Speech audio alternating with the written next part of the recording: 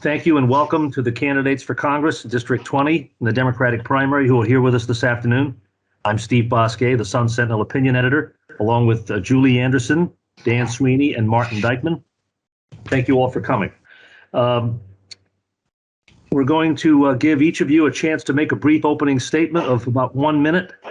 I've been watching a lot of the forums you participated in online, so I know that you're used to having to, make your points succinctly in limited periods of time. We want to cover as much ground as we can in hopefully maybe in the range of about 2 hours. And so you'll all have an opportunity to address as many issues as we can. This is not a debate.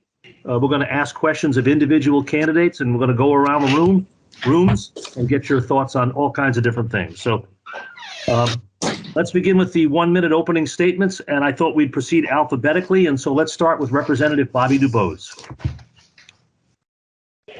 Thank you. Can you hear me? Yes. Yes, I am State Representative Bobby DuBose. I currently serve as the minority leader in the Florida House of Representatives. Prior to that, I served locally as a city commissioner in the city of Fort Lauderdale for approximately 6 years. I graduated from the University of Florida, the first in my family to graduate from college. I am a son of Congressional District 20. Graduated from the public school system there. I am married to Yvette DuBose, and we have 2/5 kids, Ethan and Jacob, and we had the pleasure of raising my wife's sister's kids, Michael, Malik, and Bree. Right. Thank you very much. Next is Representative Omari Hardy. Thank you. Can you hear me okay? Yes. Great. So my name is Representative Omari Hardy, and I have the privilege of representing District 88 in the Florida House. So I live and serve in Palm Beach County. I was born and raised in Broward County in Fort Lauderdale, like Representative DuBose, in the 33311 zip code. Right there in Lauderdale Manors. Both my parents were educators. My grandmother was an educator. My great-grandmother, Miss Ruby Watson, she founded one of the first pre-K schools for Black children in Fort Lauderdale. It's in my blood. I followed their footsteps, became an educator myself when I moved to Palm Beach County. Lake Worth is a majority minority town. When I got there, working class folks, people of color, the immigrant community had no representation. Getting elected meant that I had an opportunity to be their voice, and that's what I did while I was there, fighting for the working class and poor and Black folks in Lake Worth and Hispanic folks in Lake Worth. And in the Florida House, much the same. And I'm happy to say that I was able to get things done in the House without having to play nice and cozy up to the Republicans. And I think that that's something that distinguishes me. We need someone who's going to fight unapologetically for us, especially at this incredibly historic moment and potentially an inflection point in American democracy. And that's what I intend to do if I'm elected the member of Congress from the 20th District of Florida.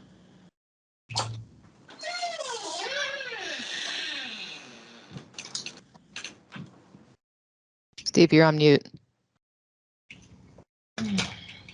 Next is Broward County Commissioner Dale Holness. Hello, good afternoon. I'm Dale Holness, Broward County Commissioner for District 9. I first got elected to Lauderdale in 2004. District 9 and the county and Lauderdale Commission, the city of Lauderdale is similar to District 20. It's a community that has a high number of people in poverty, a large number of unemployed people, low home ownership rate, and many other issues that we face. We must look to prioritize the needs of the people in the community in order for us to move forward.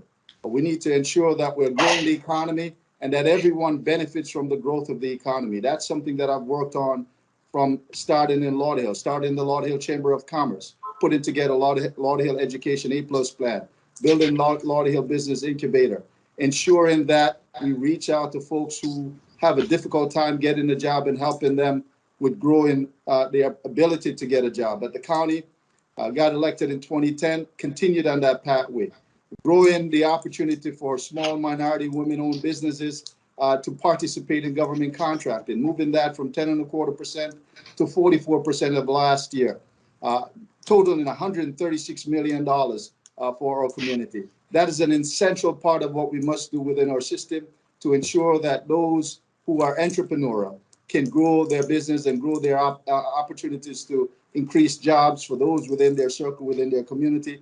That Okay. will help us alleviate the high poverty, high unemployment that we have. All right. Thank you so much. Next, County Commissioner Barbara Sharif. Thank you. I'm Dr. Barbara Sharif, and I am a doctor of nursing practice, 28 years in the healthcare profession. I've also served in elective office for 13 years, 2 of which on the city commission in the city of Miramar, once as city commissioner, the other as vice mayor. I am a 2-term mayor of Broward County, the first African-American female mayor in its 100-year history. I've also had the pleasure of being the first African-American female president of the entire state of Florida Association of Counties and represented all 67 counties nationally. Currently, I'm a member of the National Association of Counties and the past chair of the Health Steering Committee, and I also regularly attend the large urban county caucus meetings. My focus in Washington has been on advocating for health care, Medicare, Medicaid, clean water, criminal justice reform, mental health, and on rural and agricultural issues. I am the founder and CEO of South Florida Pediatric Home Care, which provides jobs to just over 200 nursing professionals throughout Dade and Broward counties. I have 6 college degrees, and I'm a long-term member of the Alpha Kappa Alpha Sorority Incorporated and the Links Incorporated. Thank you very much. Thank you. Thank you, Commissioner Sharif. Next is candidate for Congress, Priscilla Taylor. Thank you. Again, my name is Priscilla Taylor, candidate District 20. I'm a native Floridian, born and raised in Fort Pierce. I have been active in my community as an elected official for over 20 years. Can you hear me? Yes. Oh, okay. Active in my community for over 20 years. My first elected position was to the Port of Palm Beach, where I served as chairwoman twice. I was chairwoman and oversaw the largest development at the Port of Palm Beach, building a new cruise terminal. I then left there and went to Florida House of Representatives, where I served as minority whip and speaker pro tem. I fought for many issues that affected the members of people of Florida and Palm Beach County. I left there and was appointed by Governor Charlie Crist to come back to Palm Beach County as a county commissioner. I was the first African-American and female mayor of Palm Beach County. I served in that capacity, and I worked on numerous endeavors in order to make things better for the citizens here in Palm Beach County. Okay. Thank you so much. And our final opening statement from State Senator Perry Thurston. Thank you and good afternoon, and thanks for having us. I'm State Senator Perry Thurston, and I represent District 33. I'm a native of this community, grew up right here in Broward County, and I earned a scholarship to Morehouse College and an academic scholarship to the University of Miami. Well, I had the pleasure of meeting Alcy Hastings when I clerked with him when he was a federal judge. I returned to Broward County and worked with the Public Defender's Office for 4 years prior to going into private practice. It's a pleasure for me to know that the people of District 33 have elected me to serve. I'm looking forward to serving as the congressman. When I was elected to the Florida House, I was unanimously selected to be the Democratic leader.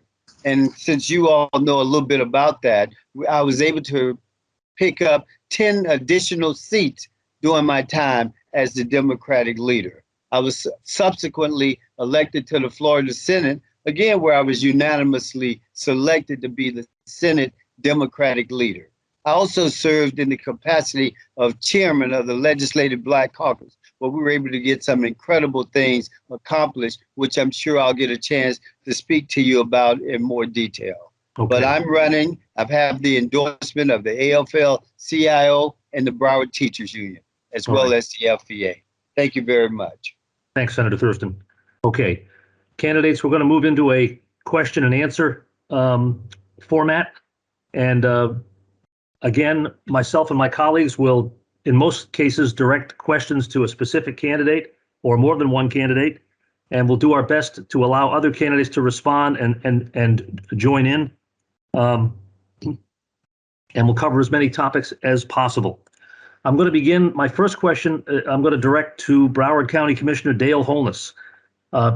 As some of you said in your opening statements, you know, Alcy Hastings looms very large over this district and over this election, frankly. His passing in April, he is singularly identified with this congressional district and with Broward and Palm Beach counties. Commissioner Holness, in your questionnaire, you stated that you have Alcy Hastings' endorsement in this race. And my question is it in writing, and how did you get it?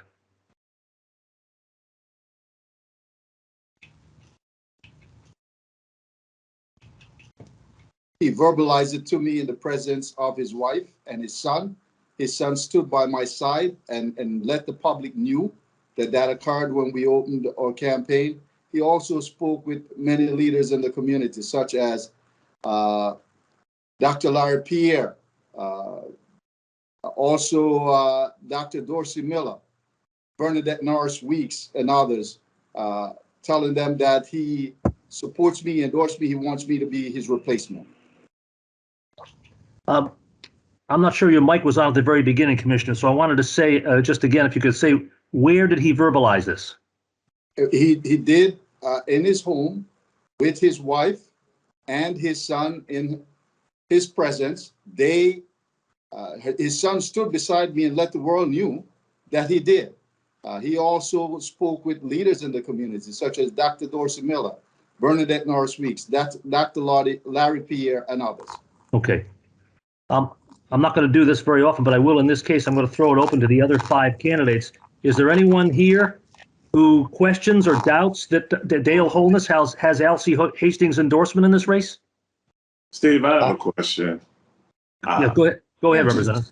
Just point of clarification. Commissioner Holness, you're saying that Congressman told Jody that he was endorsing you. I didn't hear you went in and out. You said Congressman told Jody Yes.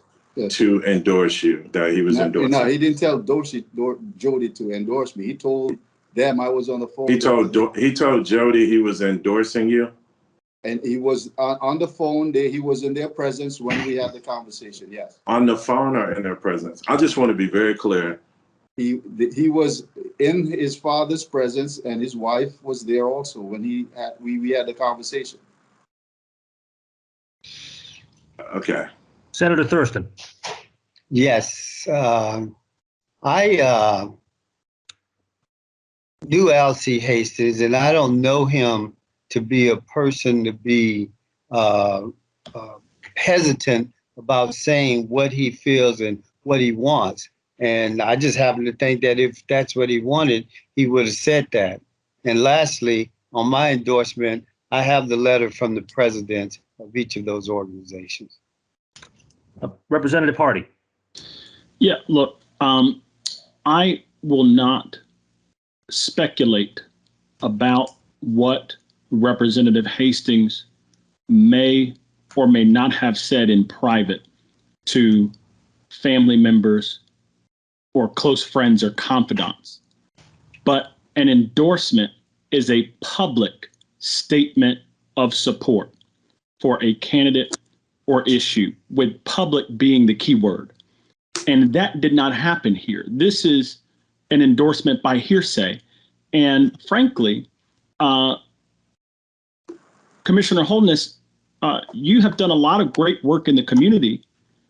I have struggled to understand why this is the route you've chosen to go. I really think that it's unnecessary to say that the congressman endorsed you when the definition of endorsement means that that's not true.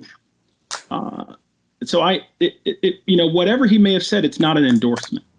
Okay, and to be as fair as I can to everyone, Commissioner Barbara Sharif has had her hand up, so I'm going to let her comment as well.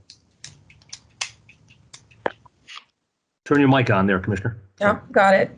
So, when I heard this the first time, I don't really think that this is as relevant as Commissioner Holness is making it. People want to choose who they pick for their next congressional representative. The other thing that I know Congressman Hastings was very, very vocal, and I just find I just had a difficult time taking this and saying, okay, well, he knew he wasn't going to run, and so he endorsed Dale Holness as his replacement. You know, if he wasn't going to run, and he knew who he was going to endorse, he had enough time to do that in public. He had enough time to produce that in writing. And then my other question is, if Commissioner Holness knew he had the endorsement, why did he run in 2020? Why not just allow someone else to run for that seat if you knew that you were a shoo-in with an endorsement? So I just feel like it's just a lot of questions. And as far as the Ethics Commission, you know, they require endorsements to be in writing in order for them to be used on print and in literature. And since we don't have that, I just think that it's not a recognizable endorsement. Okay, I'm going to let Commissioner Holness respond to the comments you've heard from your opponents. But I do want to ask you, Commissioner Holness, as specifically as you can, sir, when did this happen? It occurred about 2 weeks prior to his passing. And the conversations that he had with Dr. Dorsey Miller, you can verify. I know that there were a newspaper article that interviewed them, and they responded in the affirmative. His son, again, stood beside me at the opening of my campaign and verbalized that. So it's not that I'm trying to say something that didn't exist. I mean, unless you think that the other folks that are verbalizing this, and his wife, his son, and these other leaders are not telling the truth. Mr. Bosque. Yes, sir. Go ahead. Not to beat a dead horse. I'm not disputing what you say these individuals were told in private by Representative Hastings. I'm simply saying that if someone whispers to another person in private that they're supporting so-and-so, that's not an endorsement. We all have folks who are privately supporting us, but who for various reasons don't want to come out and make the endorsement. The point of an endorsement is that it's public. And Mr. Hastings never made a public statement in support of you for this race. And the key thing is, and this is the only reason why I think it's important, because I agree with Dr. Sharif in that it's somewhat irrelevant. The only reason why it's relevant is that it goes to the integrity of the person who is trafficking in this endorsement by hearsay. And it validates a narrative about this person as someone who is willing to do anything, say anything to come out on top in an election. And I think, Commissioner, that you are above this kind of activity. You have a record on which you can run. And it's confusing to me that why someone who has a record they can run on would do this.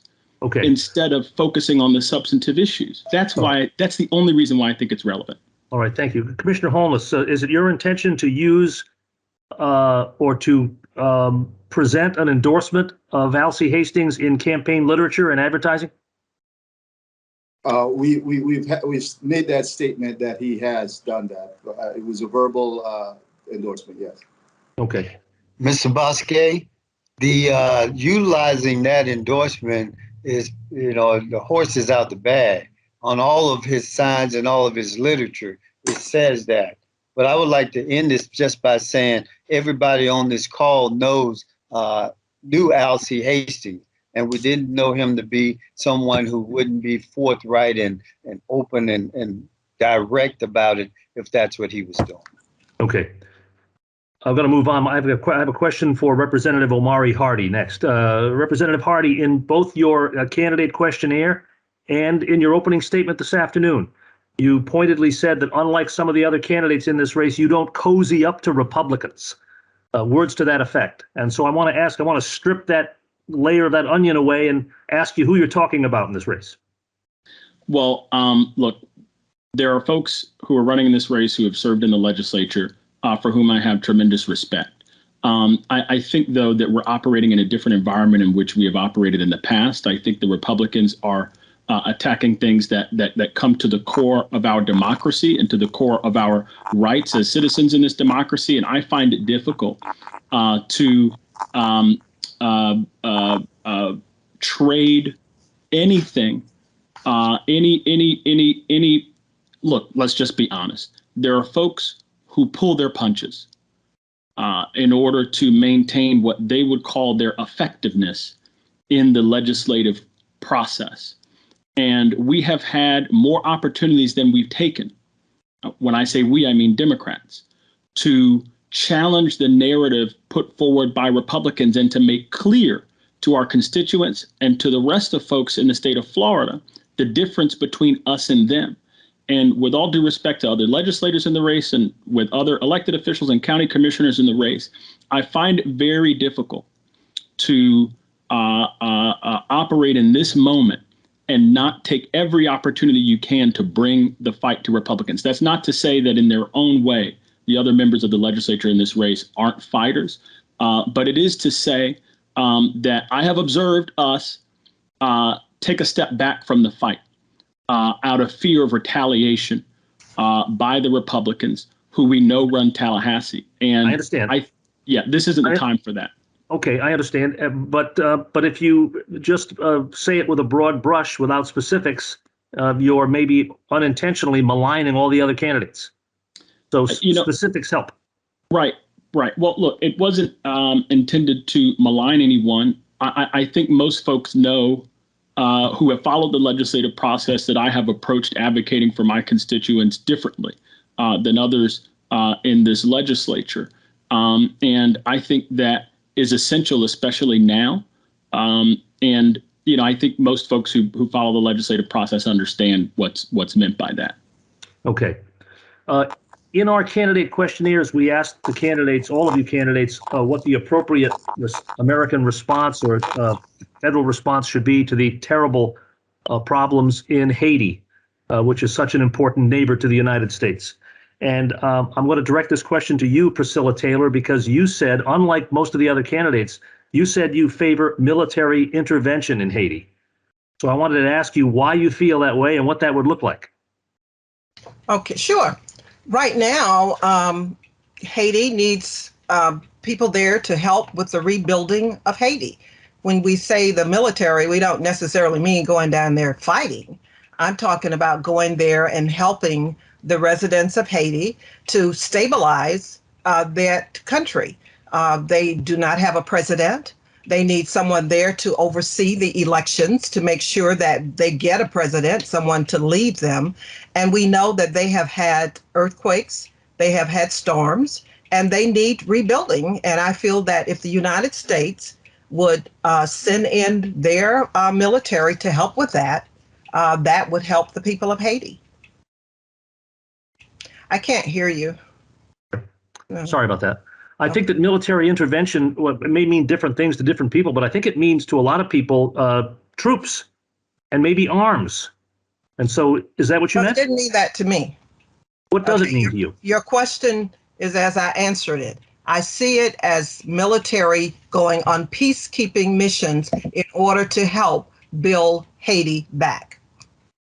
Let me ask Representative Bobby DuBose. Bobby, do you agree with what Priscilla Taylor just said? And what do you think is the appropriate response in Haiti? Yeah, I don't agree. And here's why I don't agree. I mean, if you talk to, our brothers and sisters who are of Haitian descent or from Haiti, if you talk to our elected officials, that is the last thing that they want as far as sending military over to Haiti. I mean, we got to realize what we're talking about and what we're presenting when we go in gear. I mean, we struggle with our armed forces here in this country as people of color, and yet we're going to send them over to another country that has, we don't have the best history with. So I don't agree with Representative Taylor's position as it relates to sending armed forces over. I think we can provide humanitarian assistance without sending over armed forces. Okay. We'll return to this question or this issue and to foreign affairs, I hope, with questions from my colleagues. I have a question I want to direct to Broward County Commissioner Barbara Sharif. Commissioner, you've spoken in your questionnaire and spoken this afternoon about your expertise and your long career in the healthcare field. So I do want to bring up, of course, the case that happened in 2013 where your company agreed to a settlement for overbilling patients under the Medicaid program. And according to the reports in the Sun Sentinel, the company agreed to pay a penalty of almost $600,000. Tell us what happened and tell us whether that should make people question your expertise in healthcare. Not at all. Companies the size of mine experience audits on a regular basis. And putting it in context, that audit was for $37 million audited over a 5-year period in billing. We disagreed that we owed anything back. The state had processed those claims, given us authorization for them, and actually force paid them by desk review, and we provided the services. So it wasn't a matter, they term it overbilling when they come back and they audit you and they say you owe money. But I fought that claim to the tune of about $168,000 in legal fees. And we hadn't even made it to a mediation process because the paperwork to review to get to that process was so much. And so I made a decision at that time because it was taking me away from focusing on my company and providing care, and also draining my resources that I had for making payroll at that time. I felt like I just couldn't keep on with that legally.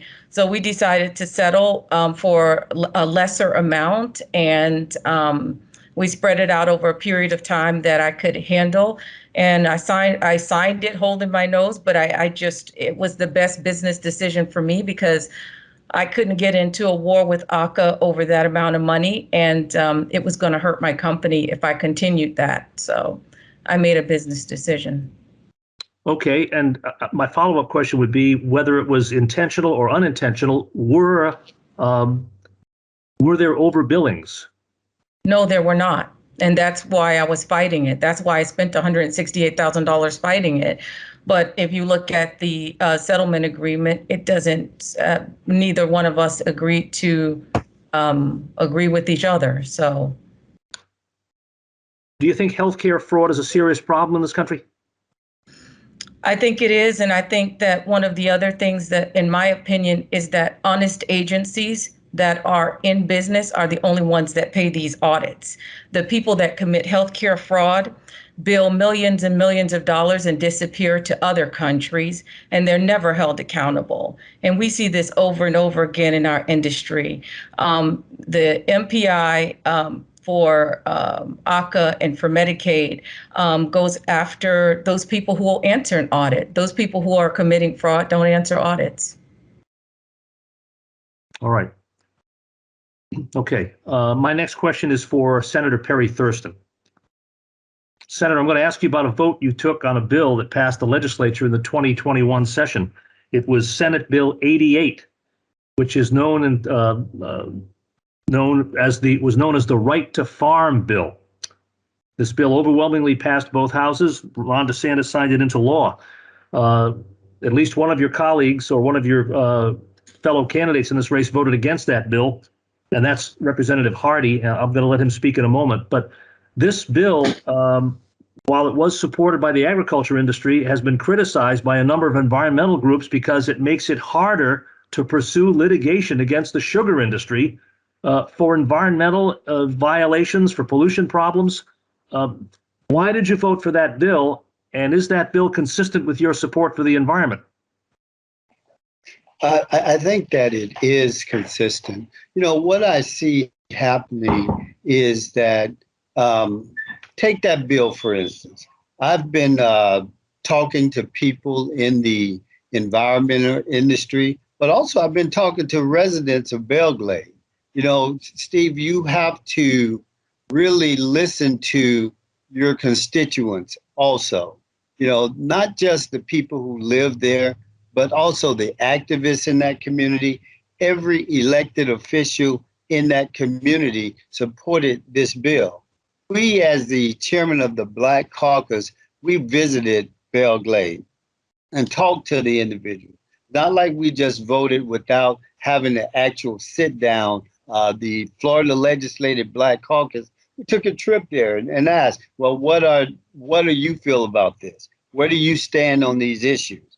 And you've got a people in Belgrade who need so many things, and that's why I voted to support the marina to bring in additional jobs out there. However, Okay. on this particular bill, that was what the wishes of the people in Belgrade totally wanted this bill to be supported. Okay, I'm going to turn to Representative Omari Hardy since he voted against the bill, and he has said in his questionnaire words to the effect that he's the only candidate in this race standing up to Big Sugar. Representative Hardy, what do you think of Perry Thurston's explanation here? Well, look, I would first remind everyone that the plaintiffs, the people suing the big sugar companies, are indeed residents of the Glades. And I would also say that when we talk about listening to people from the community, I also listen to people from the community. There is a group of activists out there who are actively campaigning against this practice of burning the sugarcane, which fouls the air that folks out there breathe. And that the data show, by the way, aggravates instances of asthma and other respiratory issues. That's in the data. That's indisputable. And so for me also, I and this is something that Senator Thurston and I have in common. We say that we believe in access to the court, right? There were many other bills where industries were trying to close the doors of the courthouse to people who are seeking to hold them accountable by filing a lawsuit against them, right? And in nearly all of those situations, we voted against the industries and for access to the court, right? And in this bill, it was the one inconsistency in Senator Thurston's record. And I think it also just happens to line up with the fact that, the sugar companies have been large supporters financially of members of both parties. And so, when we talk about, asking the elected officials out there in the Glades, I'm sorry, but every single one of them has support from the sugar industry or has worked in the sugar industry. And so we know how this works, right? We know that the sugar industry, there are some good things and there are some bad things. And one of the bad things is this agricultural practice. And like any other industry, they make a very serious effort to stop folks from holding them accountable.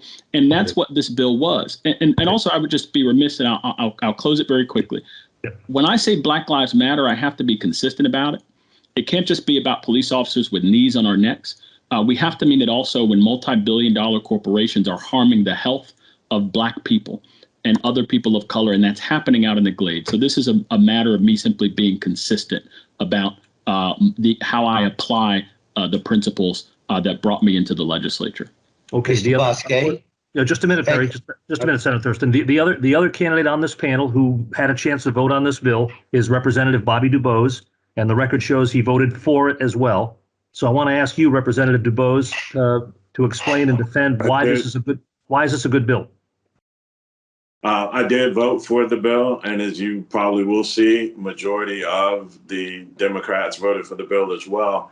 And this is what happens when you're in leadership and you're in a position to advocate on behalf of legislation. And there were not just elected officials, there were everyday folks that we all spoke to who came and pleaded their case about this bill. A lot of times when we sit on the floor in a position to legislate, we may try and legislate from high, but there are times when you have to really listen to people and the impact. And the message that was given to us was, listen, we need you to support this bill. This is how we survive. There are issues, there are concerns, and you'll find that throughout this district. But when you just go and make an aerial view and you just potentially vote for something that harms the people who don't necessarily have the big dollars on either end.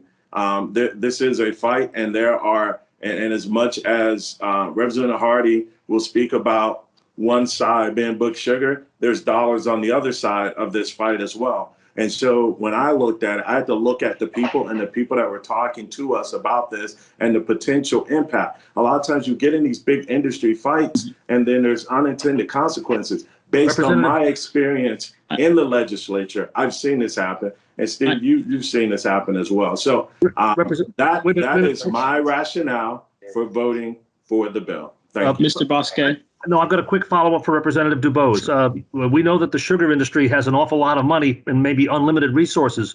Representative DuBose, who's got the big money on the other side in this discussion? So and this is anecdotal, and what I've heard is that the lawsuit, there are other people who have dollars that are engaged. And I'll just say that I do not know specifically in that regard. When I looked at the issue, I looked at the constituents, the people of the Glades, and listened to what they were asking us to do. And they met with several other members. I think it's very interesting and telling that you do have a lot of members who will dub themselves as environmentalists and have very strong records that voted for the bill as well. Mr. Bosquet? Yeah, be very quick. Yes. Yes. So the first thing is let's recognize how those folks got to Tallahassee in the first place, who paid for that bus, and who helped them get there. It was a local, I believe, chamber or business group that is largely funded by the sugar companies. And even folks who were not elected officials who had taken campaign just contributions. one at a time, please.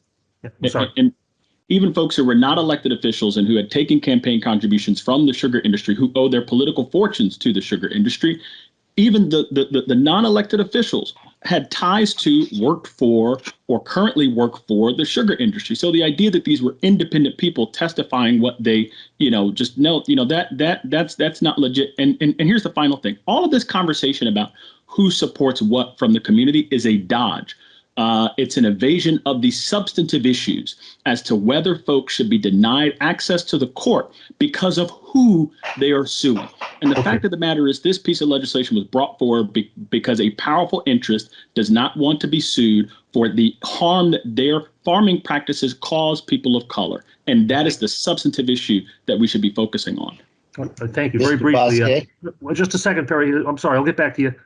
Priscilla Taylor, you served in the Florida House of Representatives. I know you're not in there now, but had you served this past session, yes or no, how would you have voted on this bill? What was the bill? Okay, we've been discussing it for about 15 minutes. You didn't say the bill. You didn't say what the bill entailed. Oh, okay. Well, it's Senate Bill 88, known as the Right to Farm Bill, which, among other things, made it more difficult for citizens and interest groups to initiate litigation against the sugar industry. I don't think I probably would not have supported it. Okay. Perry Thurston, go ahead. Thank you. I just wanted to point out that Mr. Hardy talked about who we spoke to. Mr. Hardy is new in the legislature. Mr. Hardy didn't take the trip with us to the Glades, where we went ourselves to meet and to sit down with individuals. No one was transported there. We went as a Florida Legislative Black Caucus there ourselves. Steve, it's really easy to tell people what's best for them. That's an easy thing to do. But how about the environmentalists take some time and go and sit down with the residents, speak with the electeds in Belglade, speak with the activists in Belglade, and actually find out how we can help them. When we voted for the marina, that was to bring additional jobs into the community. It's easy to stand back and throw bombs and say, oh, look what I said, what did I do? But if you're not accomplishing anything, then you're not getting anything done for your people or your community. What I want to point out to you, Mr. Bosquet, is I didn't have an opportunity to address Representative Hardy's comment about people pulling their punches and not speaking truth to power. I can only assume that he was talking about Representative DuBose, because if he was talking about me, that means he hasn't looked at my history of standing up and fighting against Governor DeSantis, Governor Rick Scott, shutting down the legislature, but doing that with the support of my caucus and the people that I lead, to stand up and say, well, I'm not with my caucus and I'm not with these people, but I'm an individual who's ready to fight. Well, then you might need to be a strong mayor, because when we go to DC, you're going to have a similar situation where you represent a caucus of individuals and you have to get things done through your caucus. And that's how you make it in the leadership and actually accomplish something, if you just don't want to be a bomb thrower. Okay. Mr. Bosque? No, we're going to leave it there, gentlemen. We're going to leave it there and move on. You'll have more chances to speak for sure. Let me turn to Broward County Commissioner Dale Holmes and ask you this question, Commissioner. The rate of home ownership in the 20th Congressional District is demonstrably lower than other parts of South Florida, Broward, and Palm Beach counties. Can you tell us what you've done on the county commission and what you would do as Congress specifically to get people into homes for the first time? Clearly, I can tell you that as a real estate broker for many years, being president of the South Florida Board of Realtors, it's a group of Black individuals that started this organization in 1947 when Blacks could not be realtors. I led that entity for a few years, and we partnered with Metro Miami Action Plan to put a lot of people into homes. In Lauderhill, I revamped how we handled our down payment assistance program and closing cost assistance program to make sure that we put realtors in charge of helping us and the professionals in the industry to get people into homes. And it worked successfully. I mentioned earlier, working with Marcia Barres Simmet. At the county, I've continued to push that effort. If you look at the Broward Municipal Service District, we've built over 100 homes now that we've put homeowners in. You can go through and see the transformation that is occurring in that community, working closely with the community, working with Ralph Stone, the director for that department. We have moved the needle, partnering with 10 nonprofits to build 40 homes that are just completed now and looking to do more of that. So here's what I'd say to you. The Section 8 housing voucher program can be used for mortgage payment, for home ownership. We have not done a good job at that throughout South Florida. Miami done a little bit more than Broward County. We need to utilize that more for home ownership. Otherwise, we're going to continue in the pattern where you have low home ownership for people who are low income, and only the developers and owners currently in place will stay in place. So that's something that I think we can do. We can use the Section 8 voucher to do that. We can also use home funds that are coming down and direct the local communities to increase the rate of home ownership within those communities. I've been a strong advocate for that. You can look at the county commission and see how I've advocated for ensuring that more of the funds that we're using now be utilized for home ownership, constantly providing service to help partnership wherever we can to ensure we increase that. It's a huge thing for us to do in Congressional District 20. I want to pose a very similar question to Commissioner Barbara Sharif. Dr. Sharif, I want to ask you about getting people into first-time homes, what you've done at the county level, and compare and contrast what you've done with what Dale Holmes just said. Okay, so first of all, let me just say that as a county commissioner, I have put forth resolutions and changes to suggest that HUD allow residents to use construction vouchers to get into affordable housing units that are newly built where their vouchers are falling short. And we did this because there's a similar program in Miami-Dade County to allow that. The second thing that I did as a county commissioner is I worked with the Obama refinance program and to do Save Our Homes and making homes affordable. And we saved over 3,000 houses in our community by reaching out to churches and working with community organizations to do that. As a congresswoman, what my intention is, I think the Obama refinance program was right because it had a first-time home buyer component in it. But I also feel that because of the downturn in economics in terms of the recovery from COVID as well as from the recession, we have people that experience bankruptcy and foreclosure and home loss. And there is no second chance program in there that allows an opportunity to have down payment assistance. And so what I would like to advocate for in Congress is a program that allows for a second time, a second opportunity, if you've already had a home, to get a home and get assistance. Because we know right now that only 55% of the people in Congressional District 20 are homeowners. And the reason for that is because nothing is really affordable. And so in order to do that, I think that as a congressperson, I would support that. So those would be my solutions. Okay, thank you. I'm going to just take a pause and a deep breath and ask my colleagues Dan Sweeney and Martin Dykeman if they want to jump in and ask a question here. Sure. So I had a couple of questions based on the questionnaires. I don't know what I want to start with. Dr. Sharif, you wrote in your questionnaire that I am opposed to uncontrolled spending and exploding the deficit any more than the pandemic already has. There's currently that budget reconciliation plan in Congress, $3.5 trillion. They say they have pay-fors for it, but those don't appear to add up to $3.5 trillion to me.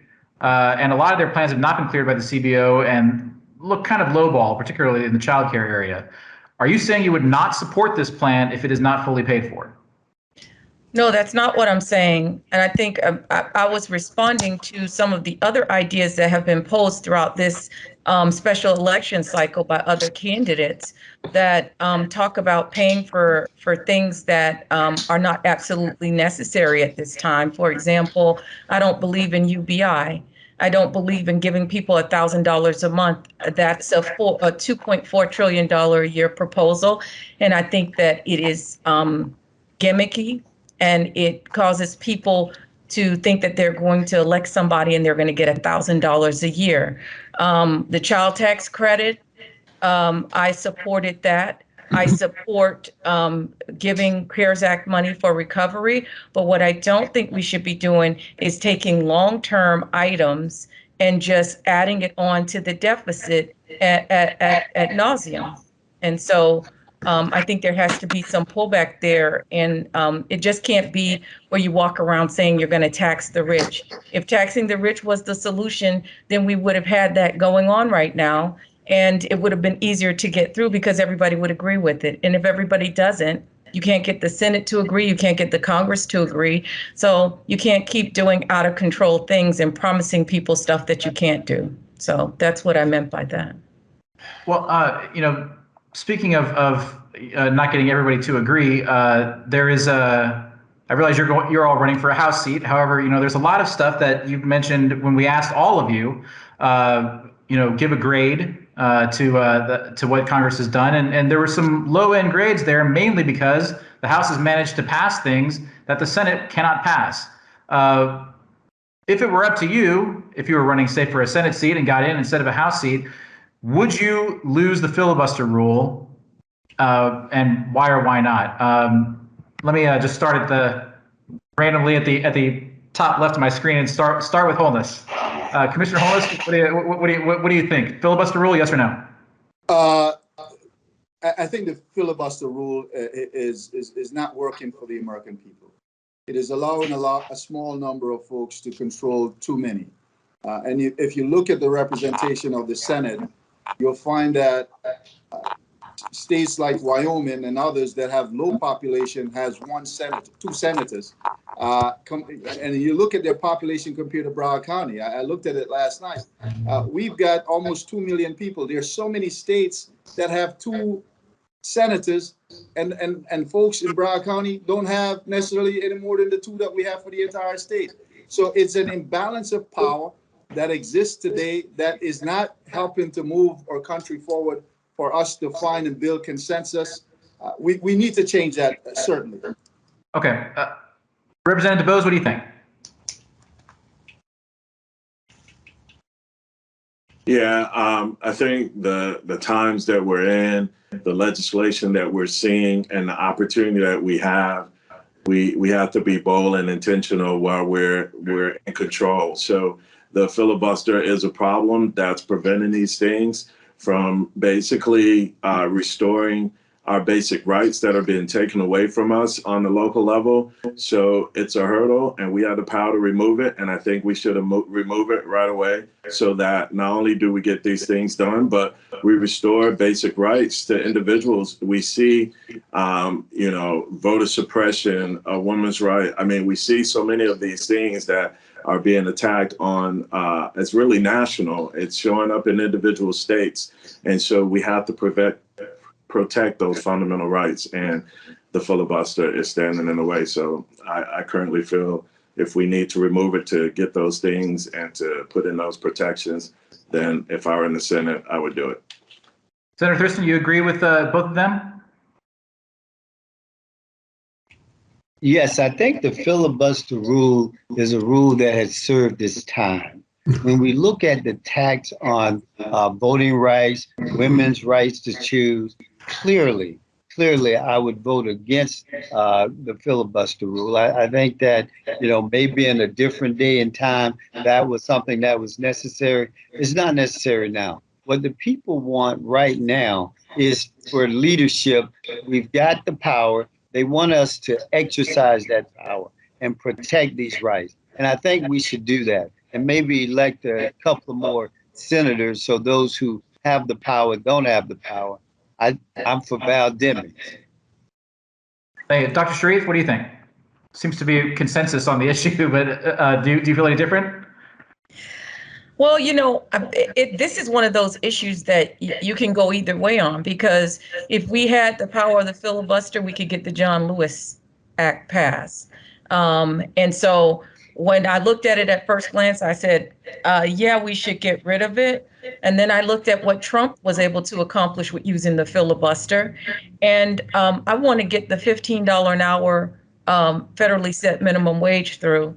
So I'd like to get rid of it after I filibuster on that. So I want to use it to work for the people and get results. I think that the Democrats are in control now. We've got to use our power in the most productive way while we have these, the rest of the 3 years that we have left, and to get help down to the people that need it the most. And so the answer is, if I could use the filibuster in a positive way, I would. And other than that, I'd get rid of it. Okay, and Ms. Taylor?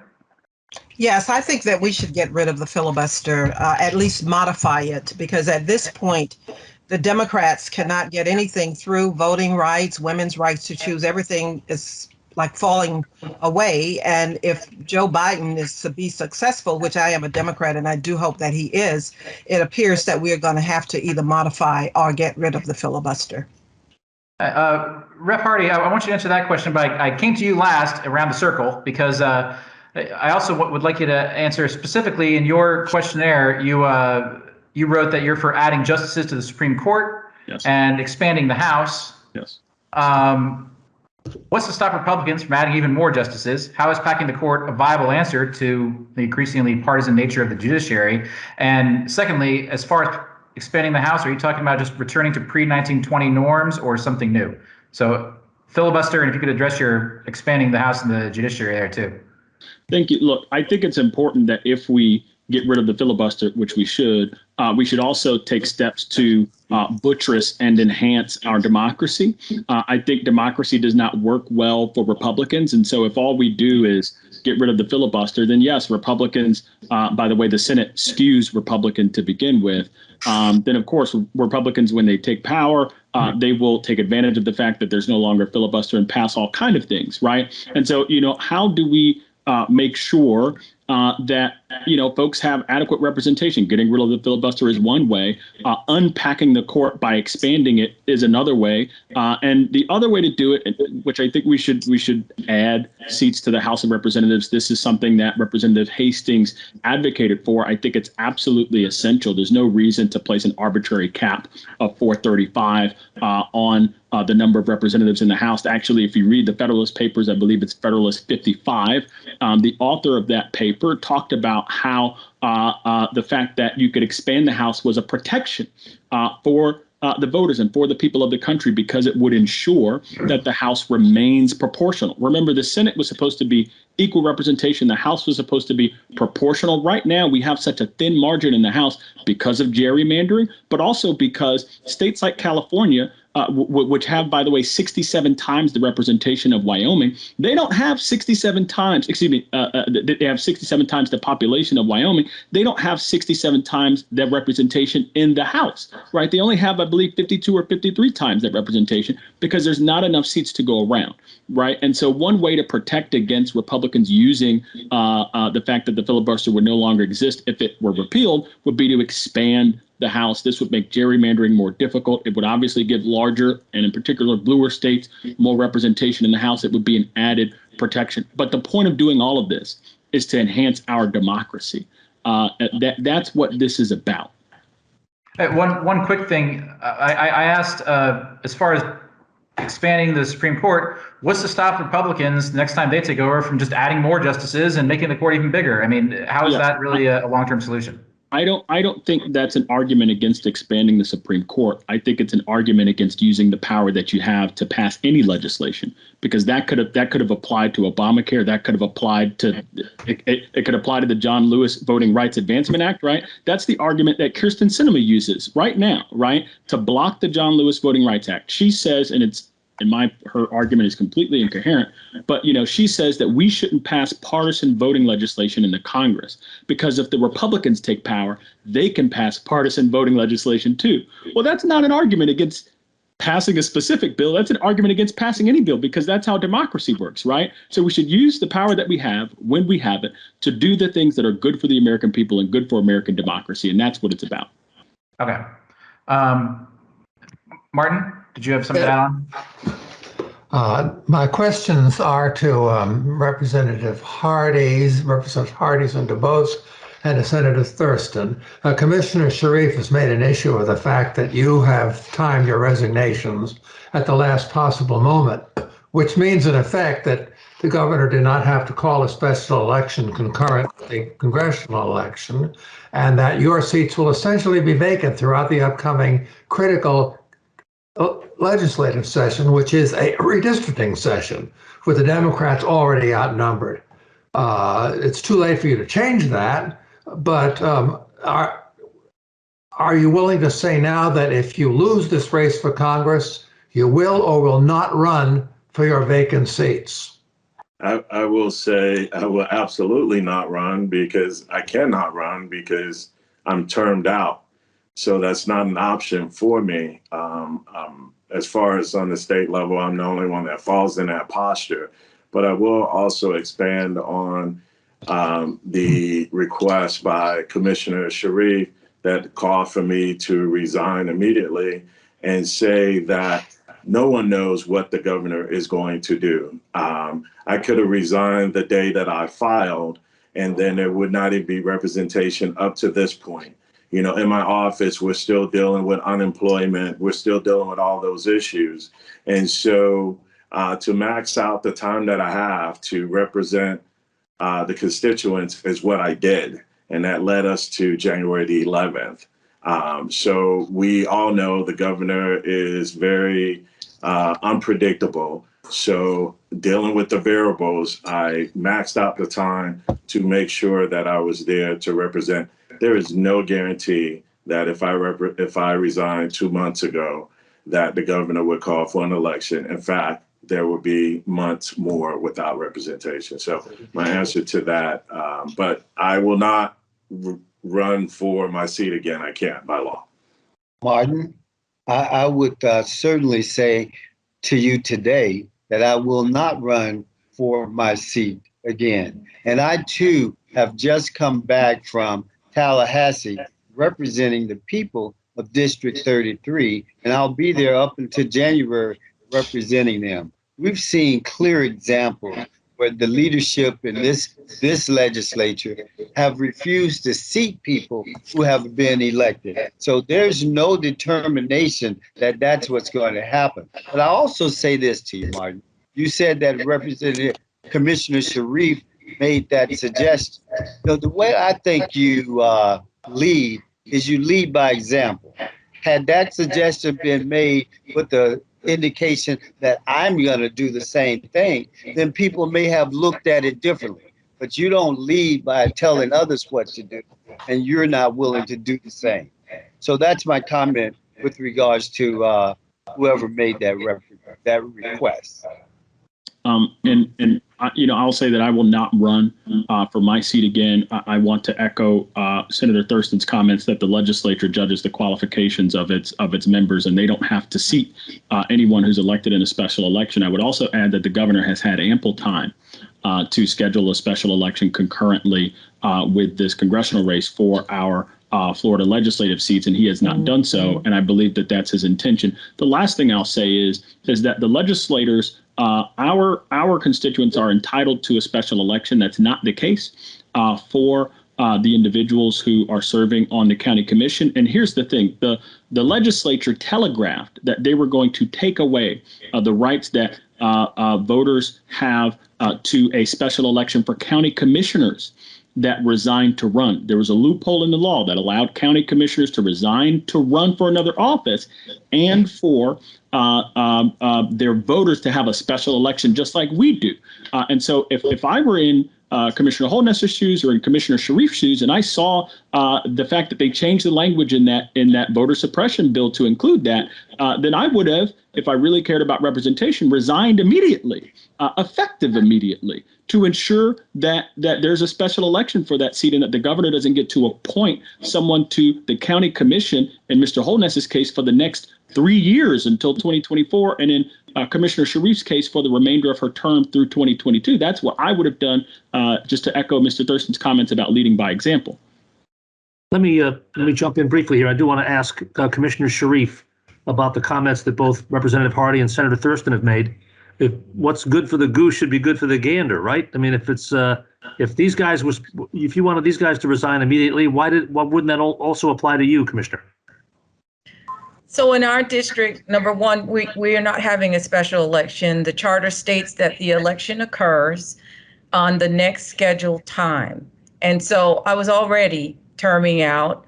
My seat was on the ballot already for August of 2022. And it's in the best interest of my constituents for me to continue on in my district.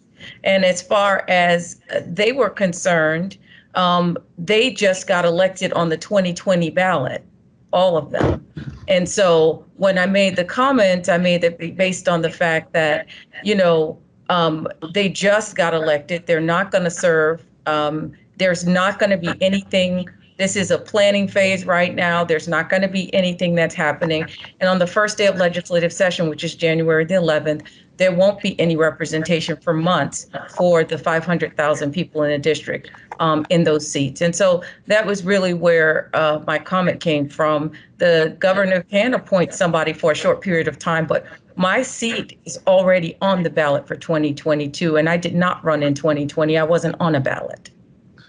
Steve, if I could just clarify something that Commissioner Sharif said about stuff not being done. That's really not true. This is when the work is being done, doing committee weeks, and we have redistricting and so forth. So I just want to clarify that this is really the heart of the work, and then we go into session, and when we start to then start doing what we have worked upon, and then committee week. And so I think that that's a little disingenuous to the fact of saying that, her seat is up and ours isn't. My seat will be on the ballot at the exact same time as hers. She and I are in the same posture, but she did still make the same request. So I want to verify those 2 points to her comments. Okay. And Steve, if I can, Steve, I think it shows. Steve, I think it shows Senator Thurston. total. Steve, I think that it shows a lack of knowledge of what's done in a true legislative process. You see, what we do, we're not 7 Democrats fighting with one another and not being able to get along. We have to deal with a legislative body, which is just like it is in Congress, and that goes back to relevant leadership. If someone would think that the dropping of a bill on Thursday to change the abortion rights of all the women in the state of Florida, which is what we were dealing with on this past Thursday, if you think that's not work and that's not legislation, then you don't have an understanding of what's happening in a legislative process. It's happening right now. Senator Thurston. Mr. Busk. Excuse me, I would like to comment on that. My comments are not about them not doing, it's not about a vote. They're not taking any votes right now, so they can't move anything forward. And it's not about a lack of understanding. No, that is not true, you're Barbara. You're not vote officially in committee. voting. Excuse One me, you're at a time. I listen. Oh my God. I'm going to say what I have to say. It's not taking a vote in an official capacity. And I'd like to further add that it's for what Senator Thurston just said about 7 Democrats not being able to get along. We get along just fine. We pass our bill, our legislation at the county level just fine. He's made that comment multiple times, but he doesn't get along with everybody up in Tallahassee, and he doesn't vote on every bill that's important that comes up, like the transgender sports bill. He left for that. Okay, I do want to Mr. bring that up. Bosque. No, just a minute, Representative Hardy, but with all due respect, I do, Senator Thurston, this did come up. Obviously, there are 11 Democrats in this race, and we thought 11 Democrats in one Zoom call was a little bit too much. So we've interviewed several other candidates in a separate call. And yesterday, Senator Thurston, one of the other candidates did call you out and criticize you for skipping a vote in Tallahassee. And in the characterization of this candidate, you took a ride on an airplane arranged by a lobbyist to come back to attend a political event in the district. So now is your chance to clarify and explain what really happened there. Thank you, and I'm glad to have that opportunity. The bill that you're talking about is the transgender bill. I think that you'll see that on 2 prior committees that actually addressed that bill. Now, secondly, I think that what we have is a situation where we did not expect that bill to come up. No lobbyist paid for any trip that I took.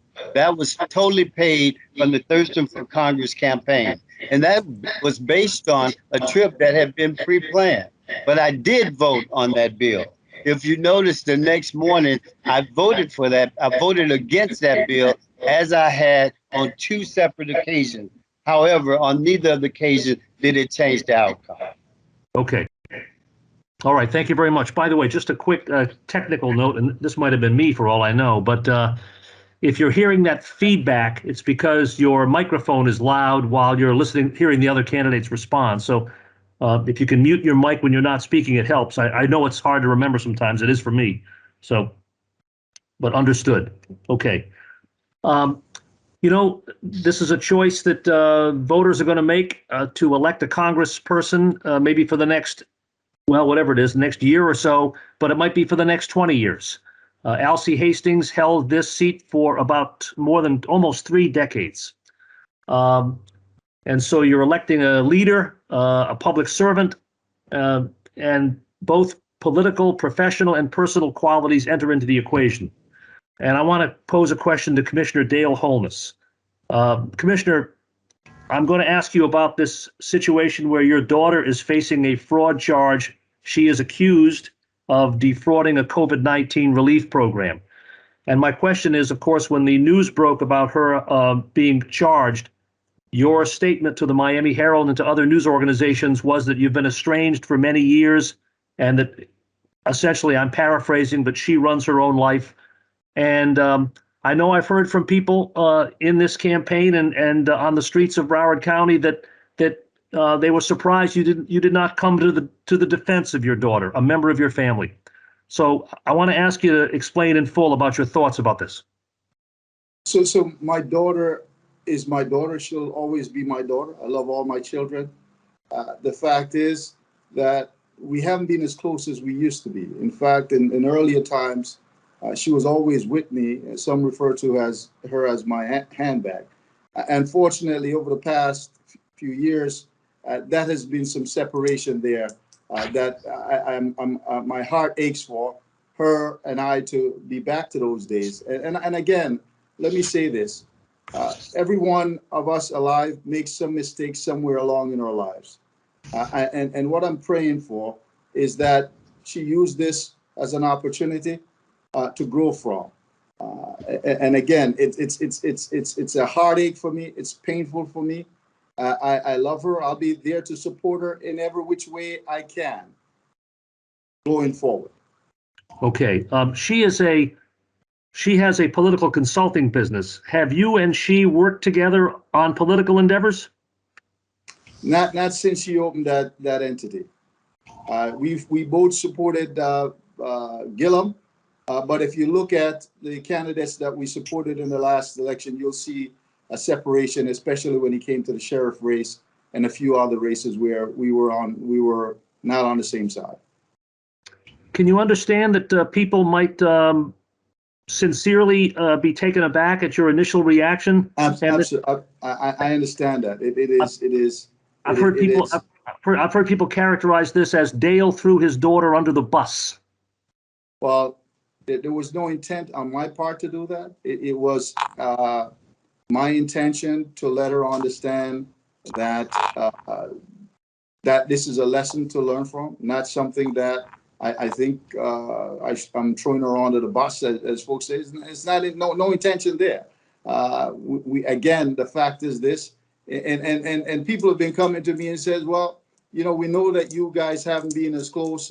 We understand the issue. It's difficult when you're in public office to deal with these kind of family issues, and unfortunately, it's part of what happens when you're in public life. That these things come out and get blown up. Were she not my daughter, we wouldn't be having this conversation, or someone else. We wouldn't be out in the news as it is now, because again, it is because of the nature of the fact that I'm in public office while we're seeing this occur. Okay. I'm going to again do what we did earlier once before, and I'm going to just ask any of the other candidates if they want to comment on what Commissioner Holmes has just said and about his daughter. And if you don't. Yes, I would, Steve. Go ahead, Senator. I would say that this, when I first heard of this situation, my thoughts were initially, well, that's not the candidate, but I do have a feeling for others who, if these allegations are true, and I don't even know that they are because there hasn't been a trial, but if these allegations are true, my concern was others in my district who could have utilized the funds. But since that's not the candidate, that's his daughter, then I didn't think that it was that relevant. However, like you, Steve, everybody that I talk to a person, and every man that I speak to, don't talk about the allegations. Their comments is what you said, that he threw her under the bus and that he backed the bus up and ran over her again after he threw her under the bus. There's nobody that I talk to who's talking about the allegations. They're all talking about the comments. The comments that were made today by the candidate about his daughter is what I would have hoped to have heard at the time of the incident. Okay.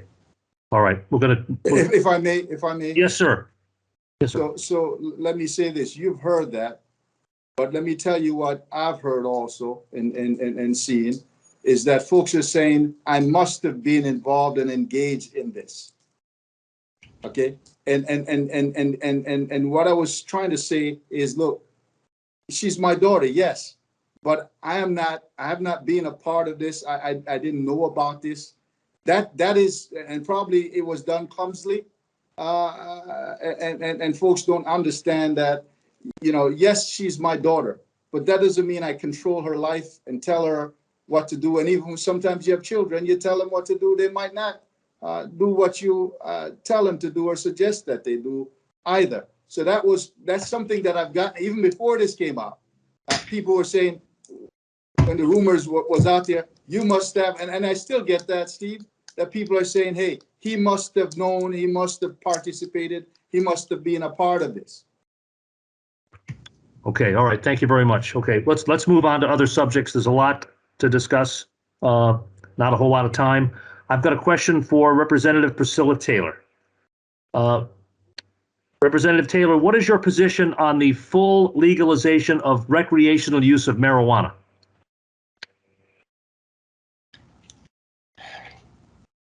My position on marijuana is that it should be made legal. I feel that right now we have too many people who are being penalized to the nth degree because our sentencing guidelines are so unfair. I feel that marijuana should be made legal. And that is my full thoughts about marijuana. Okay. I know that might be the consensus among this group, but is there anybody out there who has a different perspective than what we just heard from Priscilla Taylor? Okay. Steve, I don't have a different perspective, but I do think from the standpoint of our district representing so many minorities who were impacted on the use of marijuana and who have criminal records because of marijuana. I think that there's so much more we can do. And to that end, we were just discussing this in a committee that was dealing with the Black farmers having access to a license just 2 days ago. So I think that we certainly need to participate in the benefits of the legalization, since it was born on our backs, and a lot of our citizens are still carrying those stripes now. Okay. So I believe that, if I may, Yes. we've got too many of our people locked up in our prisons. In Broward County, this year's budget, the largest single item is $300 million for our jails. So I took action. When Marty Chiara was on the commission, I sponsored putting in place civil citation for adults who may have at least 20 grams of marijuana or less, so that they don't get arrested and put in the system. And then it goes down, it gets worse for folks. So we've got that in place. I expanded that civil citation program for adults to include other misdemeanor offenses. Again, we are locking up our most important capital, or human capital. We have more people in prison, according to statistics, than other countries. We ought not to be in that place. It is really costing us $300 million in taxpayers' property tax dollars going to put people in prison, in jails, and 47% of them, by the way, Steve, have mental illness. They are taking psychotropic drugs to stay sane. 47%. That's not the best way to spend our resources as a country. I understand, but a brief follow-up, Commissioner Holness. Aren't some of these people you're describing that shouldn't be incarcerated, aren't some of these people being locked up by the Broward Sheriff's Office? And you're right, and other police department. And the fact is this: we have not done a good enough job in utilizing the civil citation program, and I've been advocating for a very long time. Now the sheriff has pledged that he's going to utilize this program more. I'm on the Juvenile Justice Advisory Board, and we have this conversation on a constant basis. I've sent letters out to elected officials, to police chiefs, pushing them to utilize civil citation as a better tool to deal with these minor offensive, misdemeanor offenses that is costing us too much in human capital and too much from our treasury. Okay, very briefly, go ahead, Representative Hardy, go ahead. Yeah, so look, I just want to say that first of all, we should go further than legalizing recreational marijuana. If folks are using other drugs, it's likely because they have a substance abuse addiction, and rather than penalizing them also, we should decriminalize that and be providing health care to these folks. That's number one. The other thing, and it was touched on, Commissioner Holness supported this sheriff, helped him get into office. And the conduct of the sheriff with respect to matters like this has not been sufficiently different, in my opinion, from the previous sheriff. We've gotten a lot of rhetoric from the current sheriff, but not much of a departure, at least not appreciable enough, as I believe, from the previous policies. And it's not just with this particular sheriff. There was a woman, Miss Ratliff, who was shot in the face with a rubber bullet by Fort Lauderdale PD during a Black Lives Matter protest. The mayor of that city, who has done absolutely nothing to address the issues that were made apparent during those protests, was also supported by Commissioner Holness. And so if you're going to play kingmaker and make kings all over the county with the folks who you support, then perhaps you should be willing to turn back around after you've helped get those people in office and use the influence that you have with them to ensure that they do things differently. But that hasn't happened. And so it shouldn't just be about playing kingmaker and accruing power to yourself. It should be about using the power that you have to change the behavior of your colleagues who are mistreating people of color. Okay, listen, I'm going to let you speak, Commissioner Holness. I want to let Barbara Sharif respond, but I am going to first turn to Dale Holness. I want you to directly address these 2 points. You've been a big supporter of Greg Toney, and you're touting the endorsement of Dean Trantalis, the mayor of Fort Lauderdale. This isn't about making kingmakers at all. And if you look at the sheriff department, before this sheriff came to power, we didn't have the third in command at the juvenile justice meetings. today he's there. They have made some efforts, not enough, and I'll tell him that, and we have had that conversation, but they have made commitments to change the system. And I can tell you, if you look back during the past couple of years, you'll see that there's an increase in utilizing these programs. Further, in terms of the Fort Lauderdale Police Department, there's systems in place that needs to be changed and corrected. And that is the reason why last year I put together and passed an ordinance creating the Police and Criminal Justice Review Board, which is inclusive of the community, including Black Lives Matters, NAACP, to look at these very issues and bring to fore policy changes and implement policies that will change what is happening in our community as it pertains to folks being put in our jails for minor offenses that they ought not be there for. Hey, we can't hear you. Beg your pardon. I'm sorry. Commissioner Barbara Sharif, I wanted to give you a chance to speak, particularly, Commissioner, since she might have, looks like her camera might have frozen. I would like. Just a second. Can everyone see Commissioner Barbara Sharif? Dan, does it look like her cameras might be frozen? Yes. Yeah. Okay. Yeah. All right. Definitely. Well, okay. I'm sure she's trying to get back in on the call. Go ahead, Senator Thurston, real quick. Thank you. And I just want to address this comment because, Commissioner Holmes has repeatedly talked about this committee. I don't think they've met one time, and I don't think they have any subpoena power. I think that it was certainly a good thing to put out there and say that I can talk about having created this committee. They have never met. They have no subpoena power. They're the type of committee that's put in place to placate.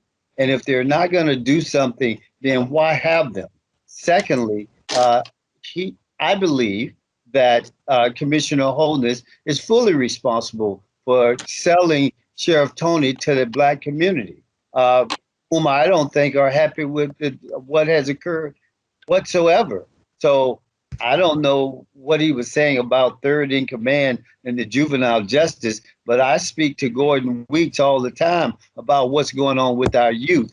And he certainly, as the public defender's office, does not think that we're treating our youth fairly. I'm going to give you, Commissioner Holness, I'll give you 30 seconds to respond to this, especially this question that we have heard before, that this committee hasn't met yet.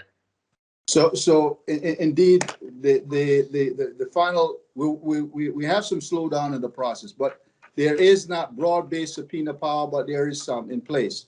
You cannot subpoena police officers, but you can get other records. So here's the situation that we must look at.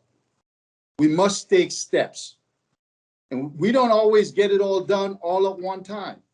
But if you're not taking the steps to move the agenda forward, nothing gets done. This is a move in that direction. It is not the end all be all. There's still many issues that we face through our criminal justice system that certainly needs a tremendous amount of reform.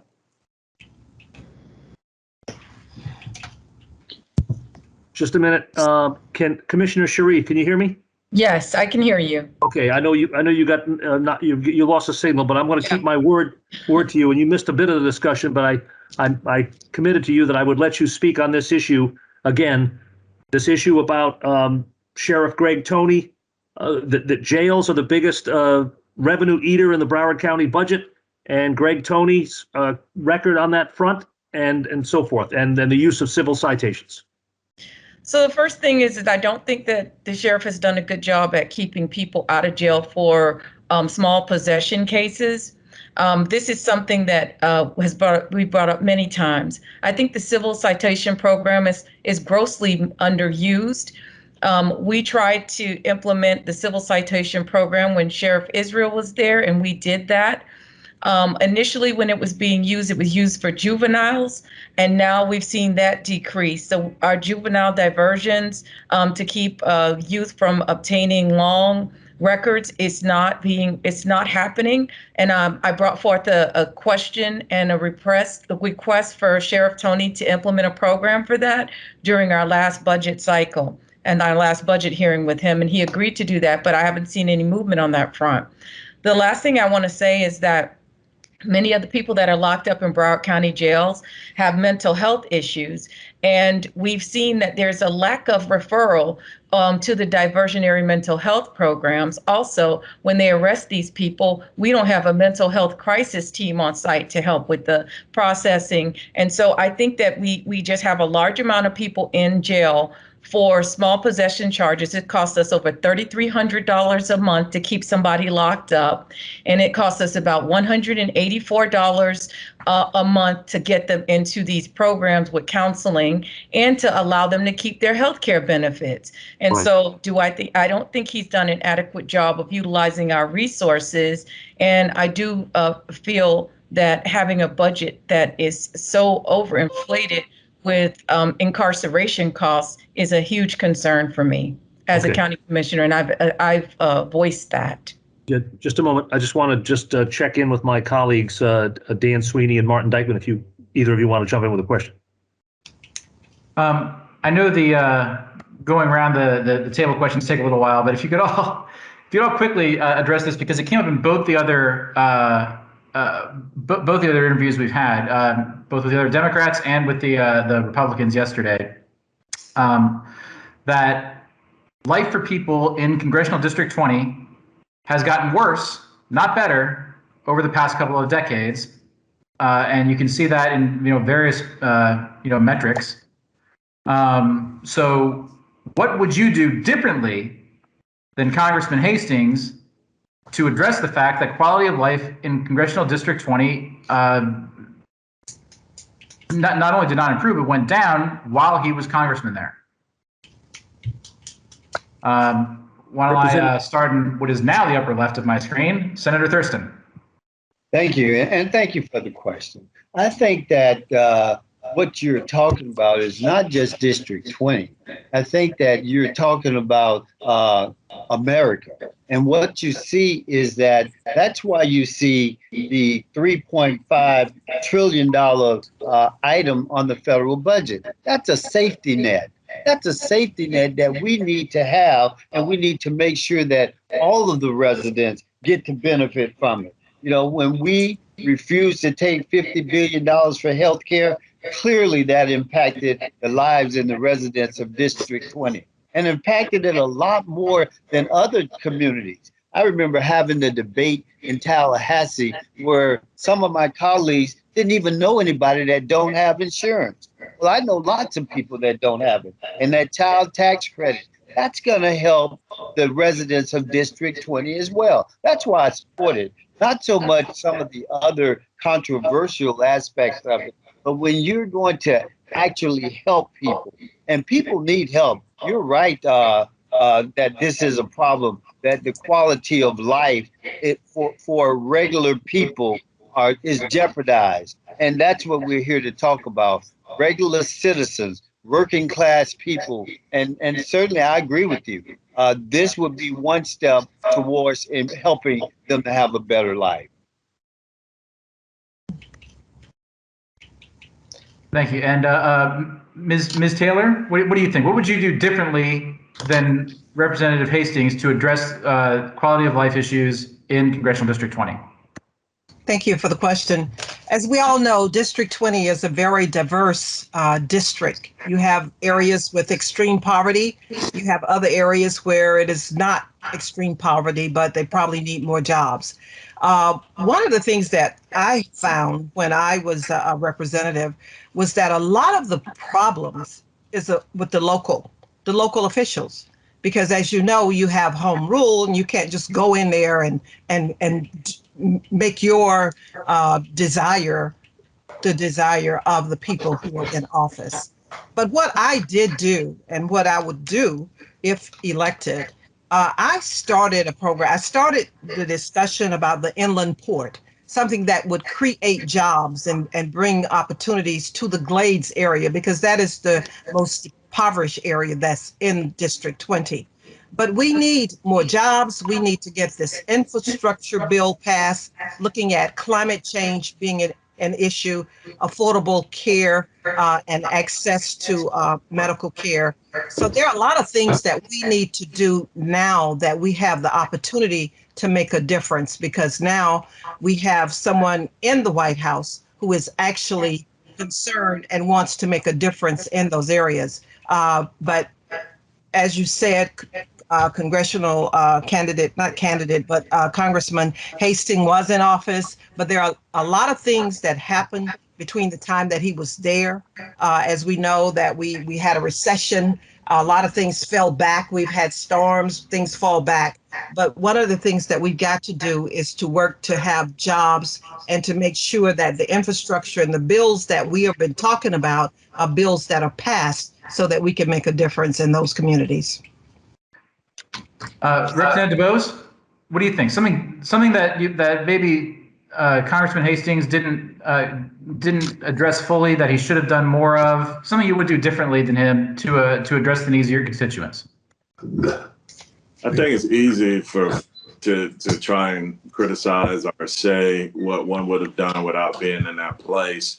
I think, when we look at this, just overall, when you look at Congressional District 20, majority minority district, and it's always kind of been a saying, when the rest of the world catches a cold, we catch pneumonia. And I think regardless of what level of government, at least from what I've seen on the local level, the state level, and I'm pretty sure it's the same on the federal level, when we do things and we write things or policies, I think we need to be a little bit more intentional in how we address them. So, for example, I'll just take their opportunity zones, right? And we see how they've been designed for communities of color, but the way policies are written, a lot of times they use them and it ends up leading to gentrification of our areas. I think what we need is to assess and make sure policies are tightly designed and drafted and written so that they fit districts like Congressional District 20, where we can actually benefit from them. And I always use the example when I was local and we were trying to do something to allow a sign at a certain building so that it wouldn't be something that applied throughout the entire city. What we did is we wrote that policy directly, and then it was able to effectively go only address that area. And a lot of times I see with federal policies, sometimes in the way that they're written broadly, but we can write those policies, tailor more specifically, but we can also, when we draw down dollars and we work with our local government to help them to craft these different programs, make sure that the money stays in the area and it benefits the area. Too many times I'll see, and I think that's where the difference is. I think that's where we can really make sure we hold these dollars in, and we'll see a greater benefit for Congressional District 20. That would be my approach. Commissioner Holmes, what do you think? How can you do something differently than Alcy Hastings is to address the problems that your constituents have in this district? So I would say to you that more direct engagement with not only just the local elected officials in the area, but also bringing in our business leaders and other community organizations, civic organizations into play. I attended the Congressional Black Caucus meetings on a regular basis. And Karen Meek kind of showed the way when she was in office. She had these congressional classrooms where she would bring her district folks to Washington. And what she would do is bring in the different departments and leaders to engage the community so that they can be aware of the resources that are available at the federal level to help the community. That's one piece of what I look to do. The Opportunity Zone Act can be utilized as a tool to engage wealthy folks to come in and build, but we cannot do it without having some goals or requirements that the local community benefit by being hired. So goals and requirements ought to be in place that the businesses within these communities also get the contracting opportunities. We're going to have to grow it from within in order to help. Otherwise, we're going to have gentrification on steroids. The other issue that we can do with these Opportunity Zone also, and I believe there's bipartisan support for expansion that will probably help to expand it, is to bring in resources into these districts for the businesses that are there and help them grow. Technical support, access to capital is going to be vital. We need to also look to see how we can bring training programs in that target these opportunity zones for apprenticeship programs and other programs that can upskill the folks that are living within these communities, and educational dollars and other resources that can now be targeted towards these communities. A large percentage of congressional district has opportunity zones within them. That's something that exists now.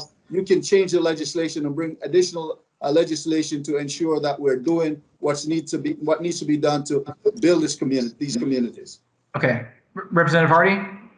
Yeah, so I'll give you two concrete, specific examples, and I'll tell you what those examples imply about the broader issues. So Representative Hastings was very close to the sugar industry, and he was very accommodative to the payday lending industry and other lenders that charge higher interest rates. Now his worldview was such that, well, when he was opening up his law firm, he would not have been able to do it if it weren't for the fact that somebody was there who was extending credit to folks who did not have an extensive background or great credit. His background suggested, with respect to the issue in the Glades with Big Sugar and how their activities are harming folks in the Glades, that's the major job provider of the area, right? And so how can you try to put the screws to the major job provider of the area? The broader issues that are implicated by those positions is that, and I think it's a difference between myself and Representative Hastings, is that we need someone in office who will have a broader critique of the underlying systems that leave people behind, not just in District 20, but across this country. We need public banking alternatives and public lending alternatives for people who don't have access to credit, right? The solution is not to enable loan sharks to loan shark in the Black community. The solution is to provide public funds to make sure that we're able to provide microloans, for example, to small business owners in the Black community. There are people in Congress who are pushing legislation to do exactly that, and I would be 100% on board, right? With respect to the sugar industry, the solution is not to be accommodative to this industry that is fouling the air that people of color breathe in the Glades, and that is aggravating their asthma and other respiratory issues. I get that they're the largest job provider, but that's why we need a Green New Deal, so that we can provide people who, yes, their livelihoods are tied to this industry that is harming the environment. We have to provide them a just transition and put public dollars behind that with something like a modern day version of a works progress administration, which is what the Civilian Climate Corps was meant to be, right? And so if there is a difference between myself and Mr. Hastings, it's that I just would have built on his legacy with a more expansive view of just how fundamentally we need to transform this country and the systems that are continuing to leave poor and working class people of color behind. Okay, thank you. And finally, Dr. Sharif. Yeah, thanks. So there's a few things that have to happen to improve District 20. The first is water quality improvement. Riviera Beach, Belglade, Pahokee, and South Bay have aging infrastructure, and they have continuously had problems with water quality. And sitting on the 16 County Coalition for Water Resource Board, I think that we have identified projects that will make this better, and we have to fund those in Congress in conjunction with the Army Corps of Engineers. In order to improve the opportunities and stop generational poverty in these areas, we have to support economic development opportunities like what the mayors of Belglade and Pahokee and South Bay asked for, which is the creation of a new sports complex that allows for opportunities for hotel and hospitality and tourism in that area to create jobs outside of agriculture, but allow the community to be able to generate some kind of a tax base to afford the things that they need.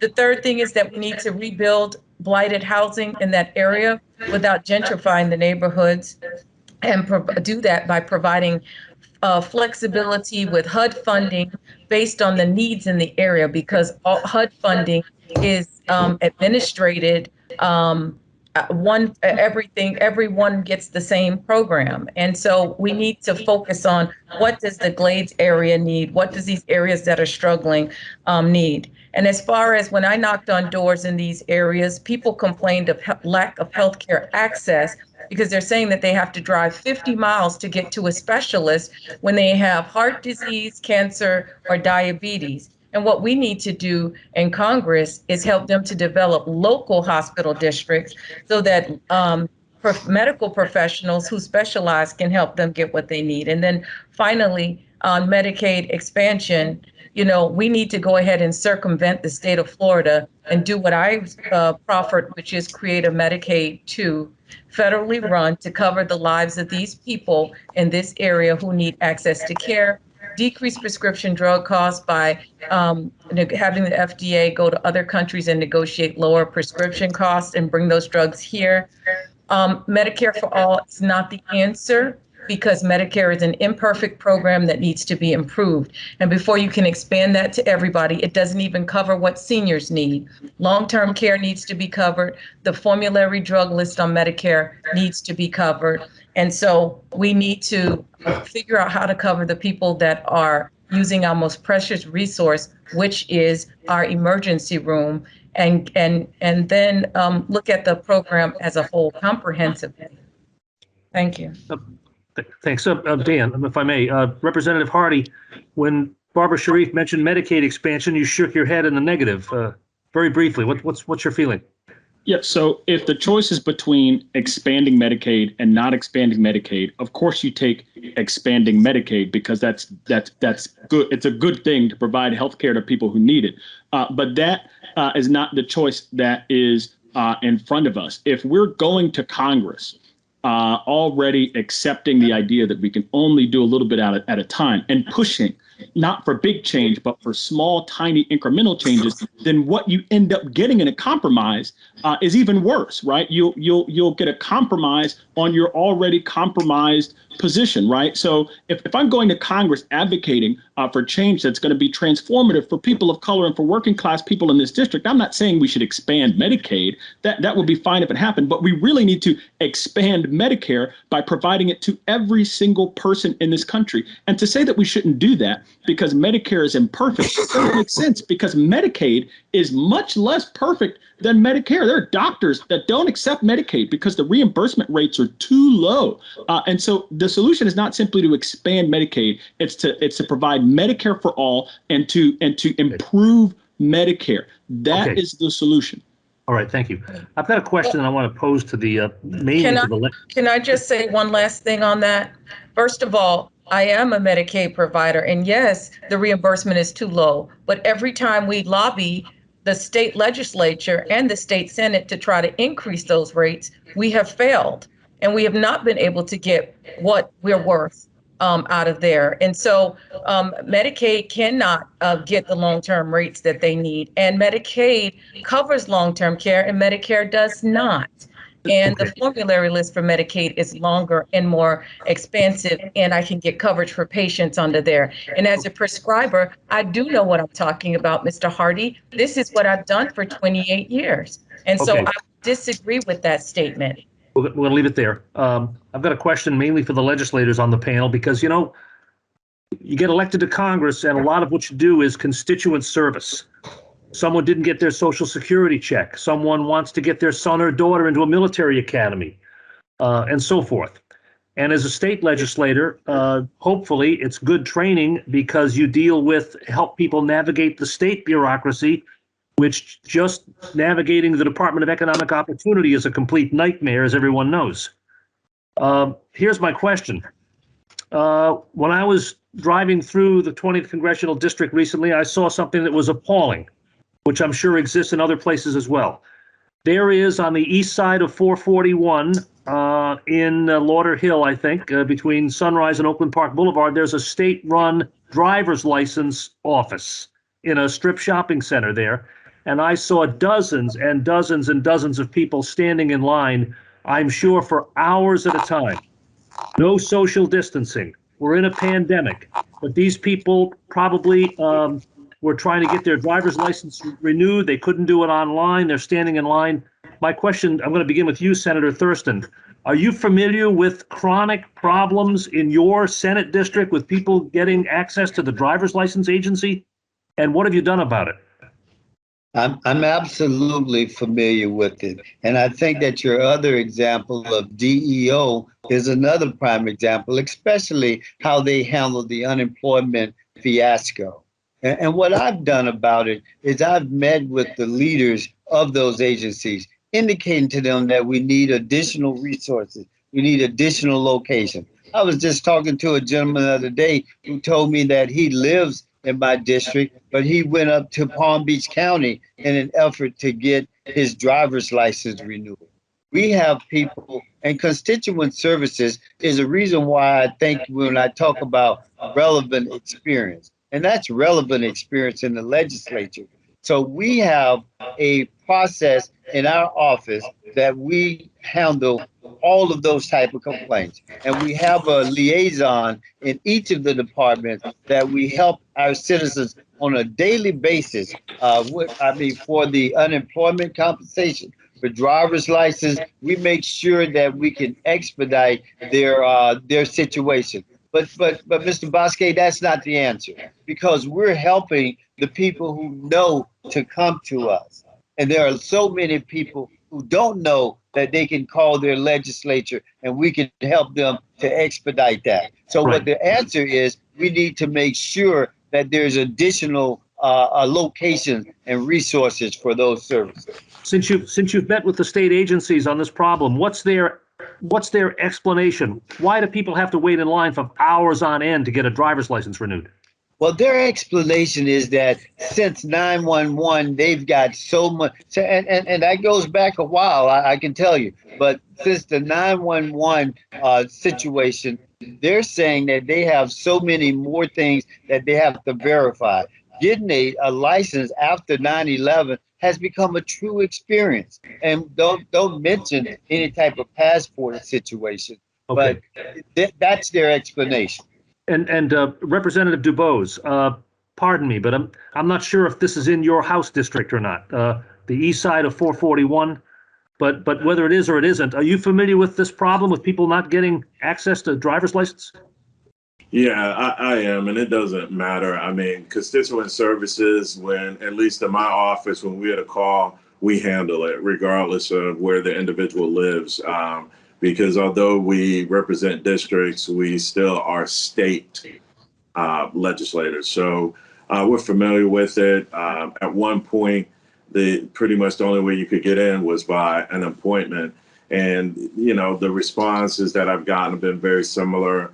At one point, I think it was last year or so, there was like a hard deadline. Everyone had to get a new license because of, 9/11 and when we, go through the airport. So familiar with the issue.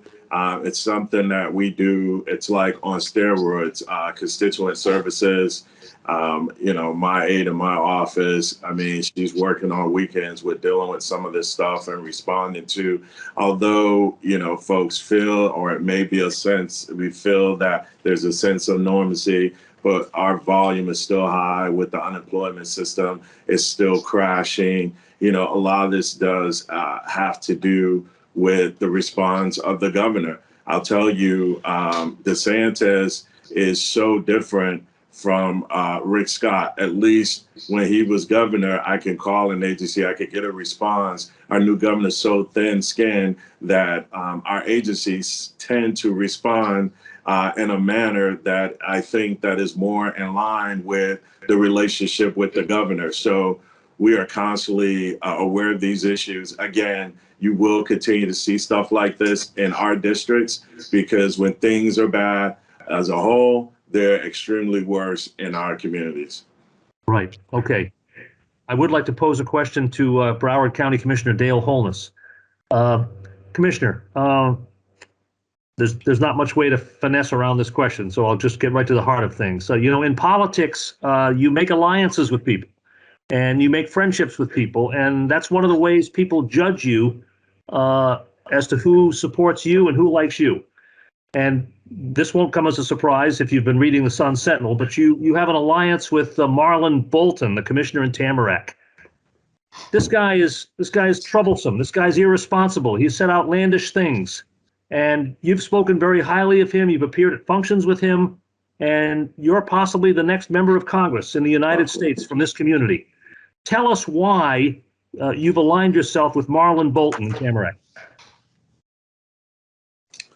Well, I can tell you this. I met Marlon Bolton many years ago before he ever became an elected official. In fact, I met him in a church. He was doing community service within that church, dealing with human trafficking.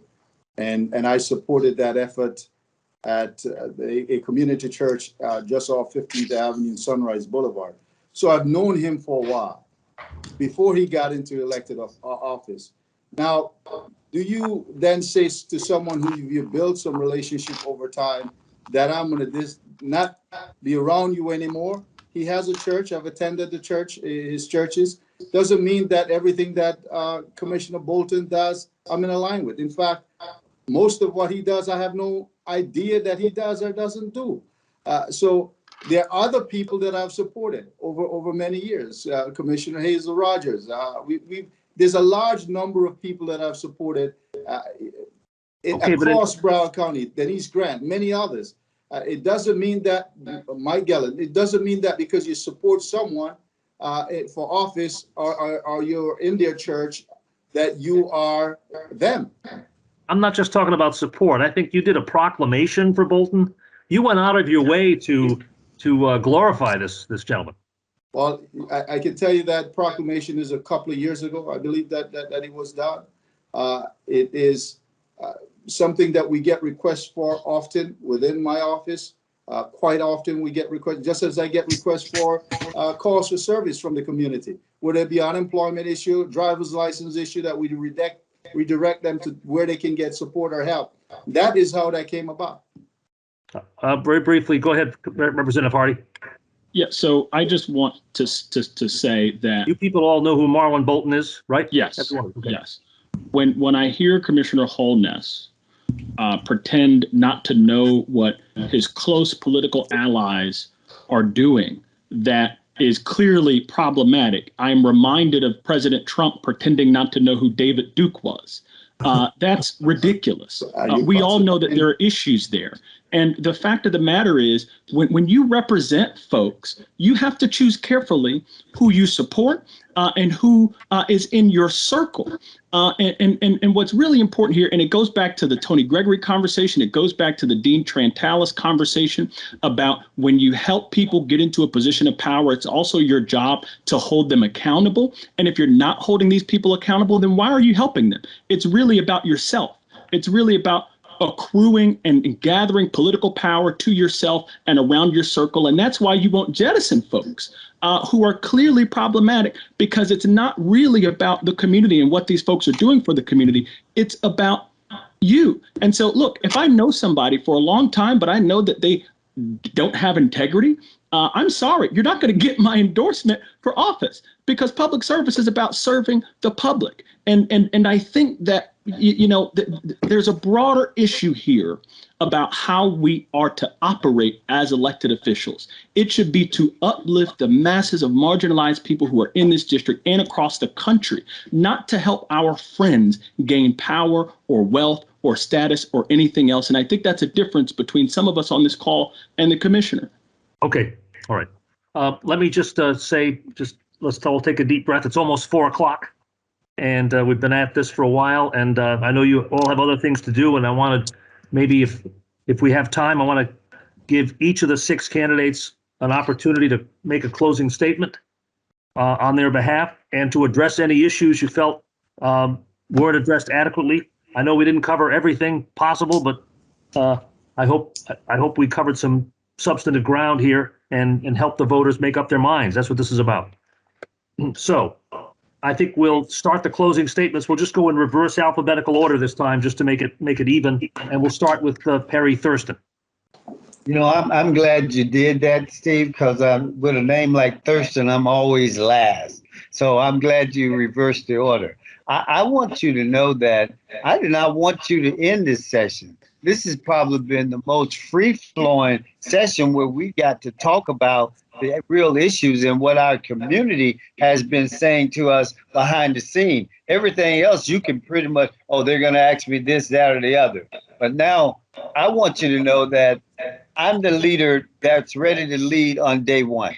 You know, a lot of what we've talked about has been about working class people. Well, I'm proud to tell you that the largest organization of working people, the AFL-CIO, has selected me to be the representative for District 20. We've talked about education issues. The largest leaders of educators, BTU, the FEA, the NEA, the AFT, have also selected me as their endorsed candidate. But more importantly, I've had an opportunity to have relevant experience.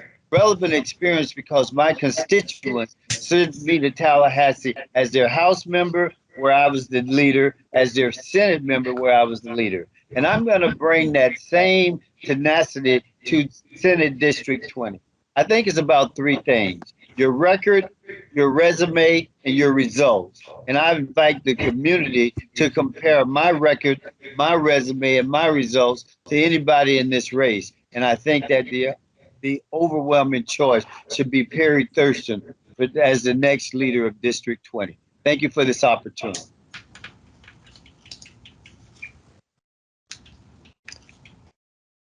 I'm sorry. Thank you very much, Senator Thurston, for your closing statement. Next, Representative Priscilla Taylor. Thank you, Steve.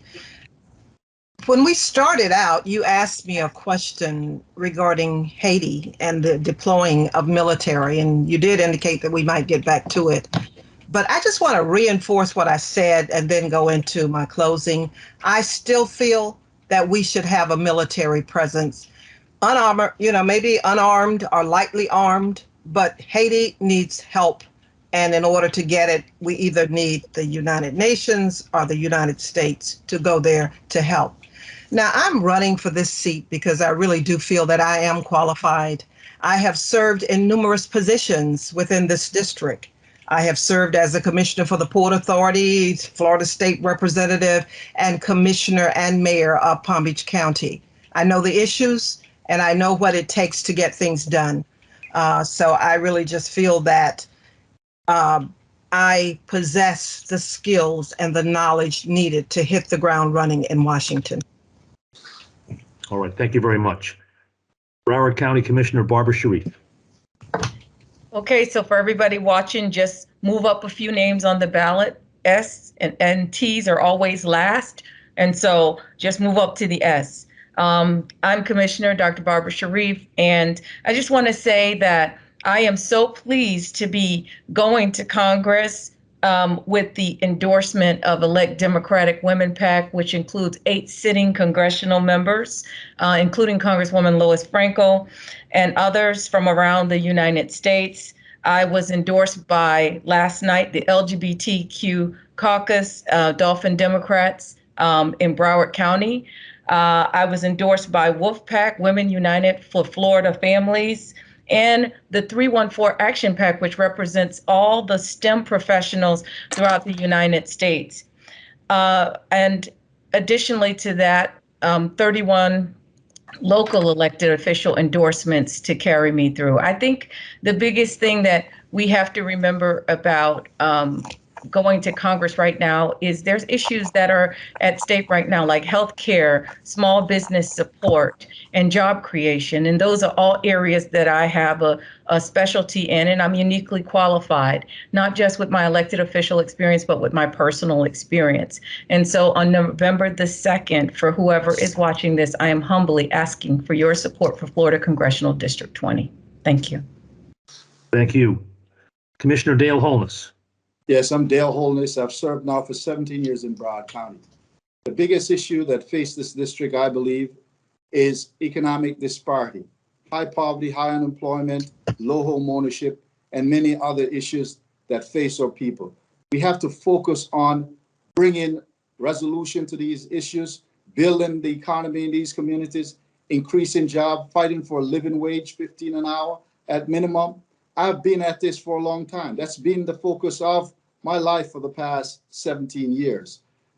Now, I've been endorsed by many, Service Employee International Union, because I work with them to increase the living wage for workers.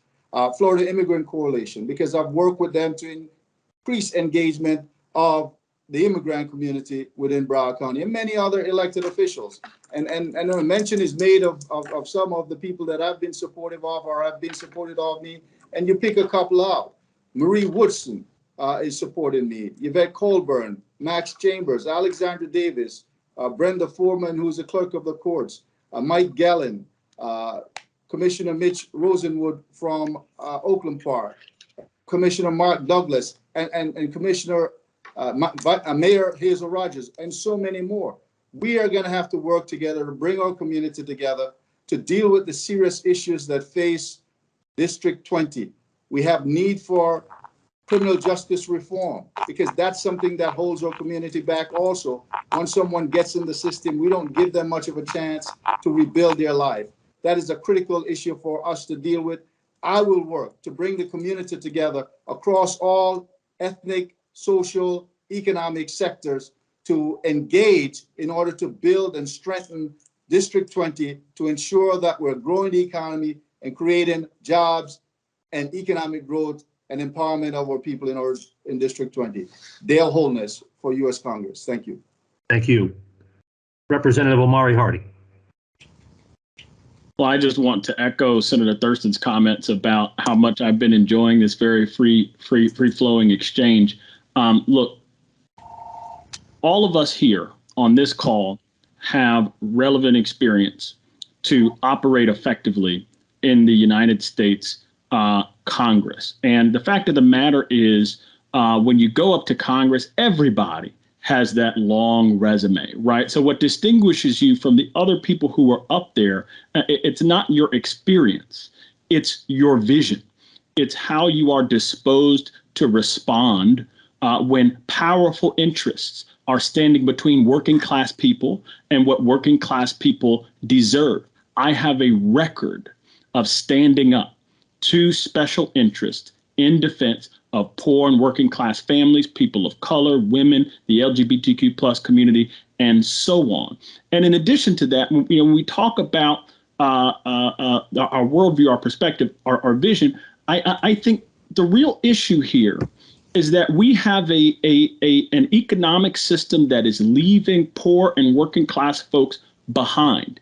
And our job should be to not to blackwash capitalism, right? Not to find ways to inject people of color into the upper echelons of our society here. I'm not really concerned about how can we get people of color rich. The concern is making sure that people have enough. That is the crime. That is the issue here in this country, that there are people who go to work every day and can't pay the rent, can't pay the lights, can't pay the child care bill, and so on. And with respect to what I propose and my issues and my platform, I believe that I'm the only person who's running, who is really putting forward issues that will challenge this status quo with respect to how working class people are treated and with respect to the assistance and the help and support that they get from the federal government. We need someone who's going to go to Congress and push for transformational change. Will we get it all on day one? Of course not. But in a district that Joe Biden won by 28 points, we should be pushing for everything that working class people deserve and not starting out our advocacy from a position of compromise. And that's the difference between myself and other folks in this race. And I would be very fortunate, of course, to have the support of folks in the district on election day. Okay, thank you. And the last word, Representative Bobby DuBose. Steve, thank you, and the rest of the host of this panel. I too agree that this was by far the most interesting, free-flowing, and spirited debate. And I know we started out not being in that posture. However, again, thank you for the platform. And, my colleagues here, as has been stated, we're all here to fight for Congressional District 20. And this discussion today, we talked about local issues and federal issues and how they tied in and what needs to be done. And I have experience on both levels. I served on the local level, served in leadership, got things done for our district, fought the fight, spoke truth to power, all those great things. Took that experience to Tallahassee and did the same in a very toxic climate that's very similar to what's going on in DC and Tallahassee, serving as the leader, fighting those fights, making sure that we did what we needed to do as we partner on these against these egregious bills and putting them in the proper posture, because we knew we did not have the votes, but our part was to make sure that we put things on record so that once the bills passed and they were signed into the law, our allied partners would file those lawsuits, and we see some of that coming to fruition now. And in doing so, and in leading the caucus in such a climate, still able to pass key legislation that affects some of the most vulnerable here in the state of Florida, students with disabilities, individuals with rare diseases, and also working to pass legislation that fights against some of our institutional racism. And that's the experience that I have. And I feel that I am the only one who is running who can say they have that experience that lines up to the similar climate that we're dealing in DC. So you talk about day one, I'll be ready to hit the ground, take that experience, and continue to deliver for Congressional District 20. So I am Bobby DuBose, running for Congressional District 20 and asking for everyone's support and hopefully your endorsement. Thank you. Okay. Thank you so much. I'm sure I speak for my colleagues, Dan Sweeney and Martin Dykeman. We've done a lot of these going back the last couple of cycles because of COVID, done a lot of them this way. And this was certainly one of the most interesting and fruitful ones we've done in any race. And we had concerns because balancing 6 candidates at one time is not easy. And maybe we could or should have taken more time, but the old expression in show business, always leave the audience wanting more. That's one of the fundamentals of truth about an audience. We really appreciate your participation and your responsiveness to the questions very much. Best of luck to all of you. Thanks very much. Thank you. Thank you. Thank you. Thanks, everyone. Appreciate it.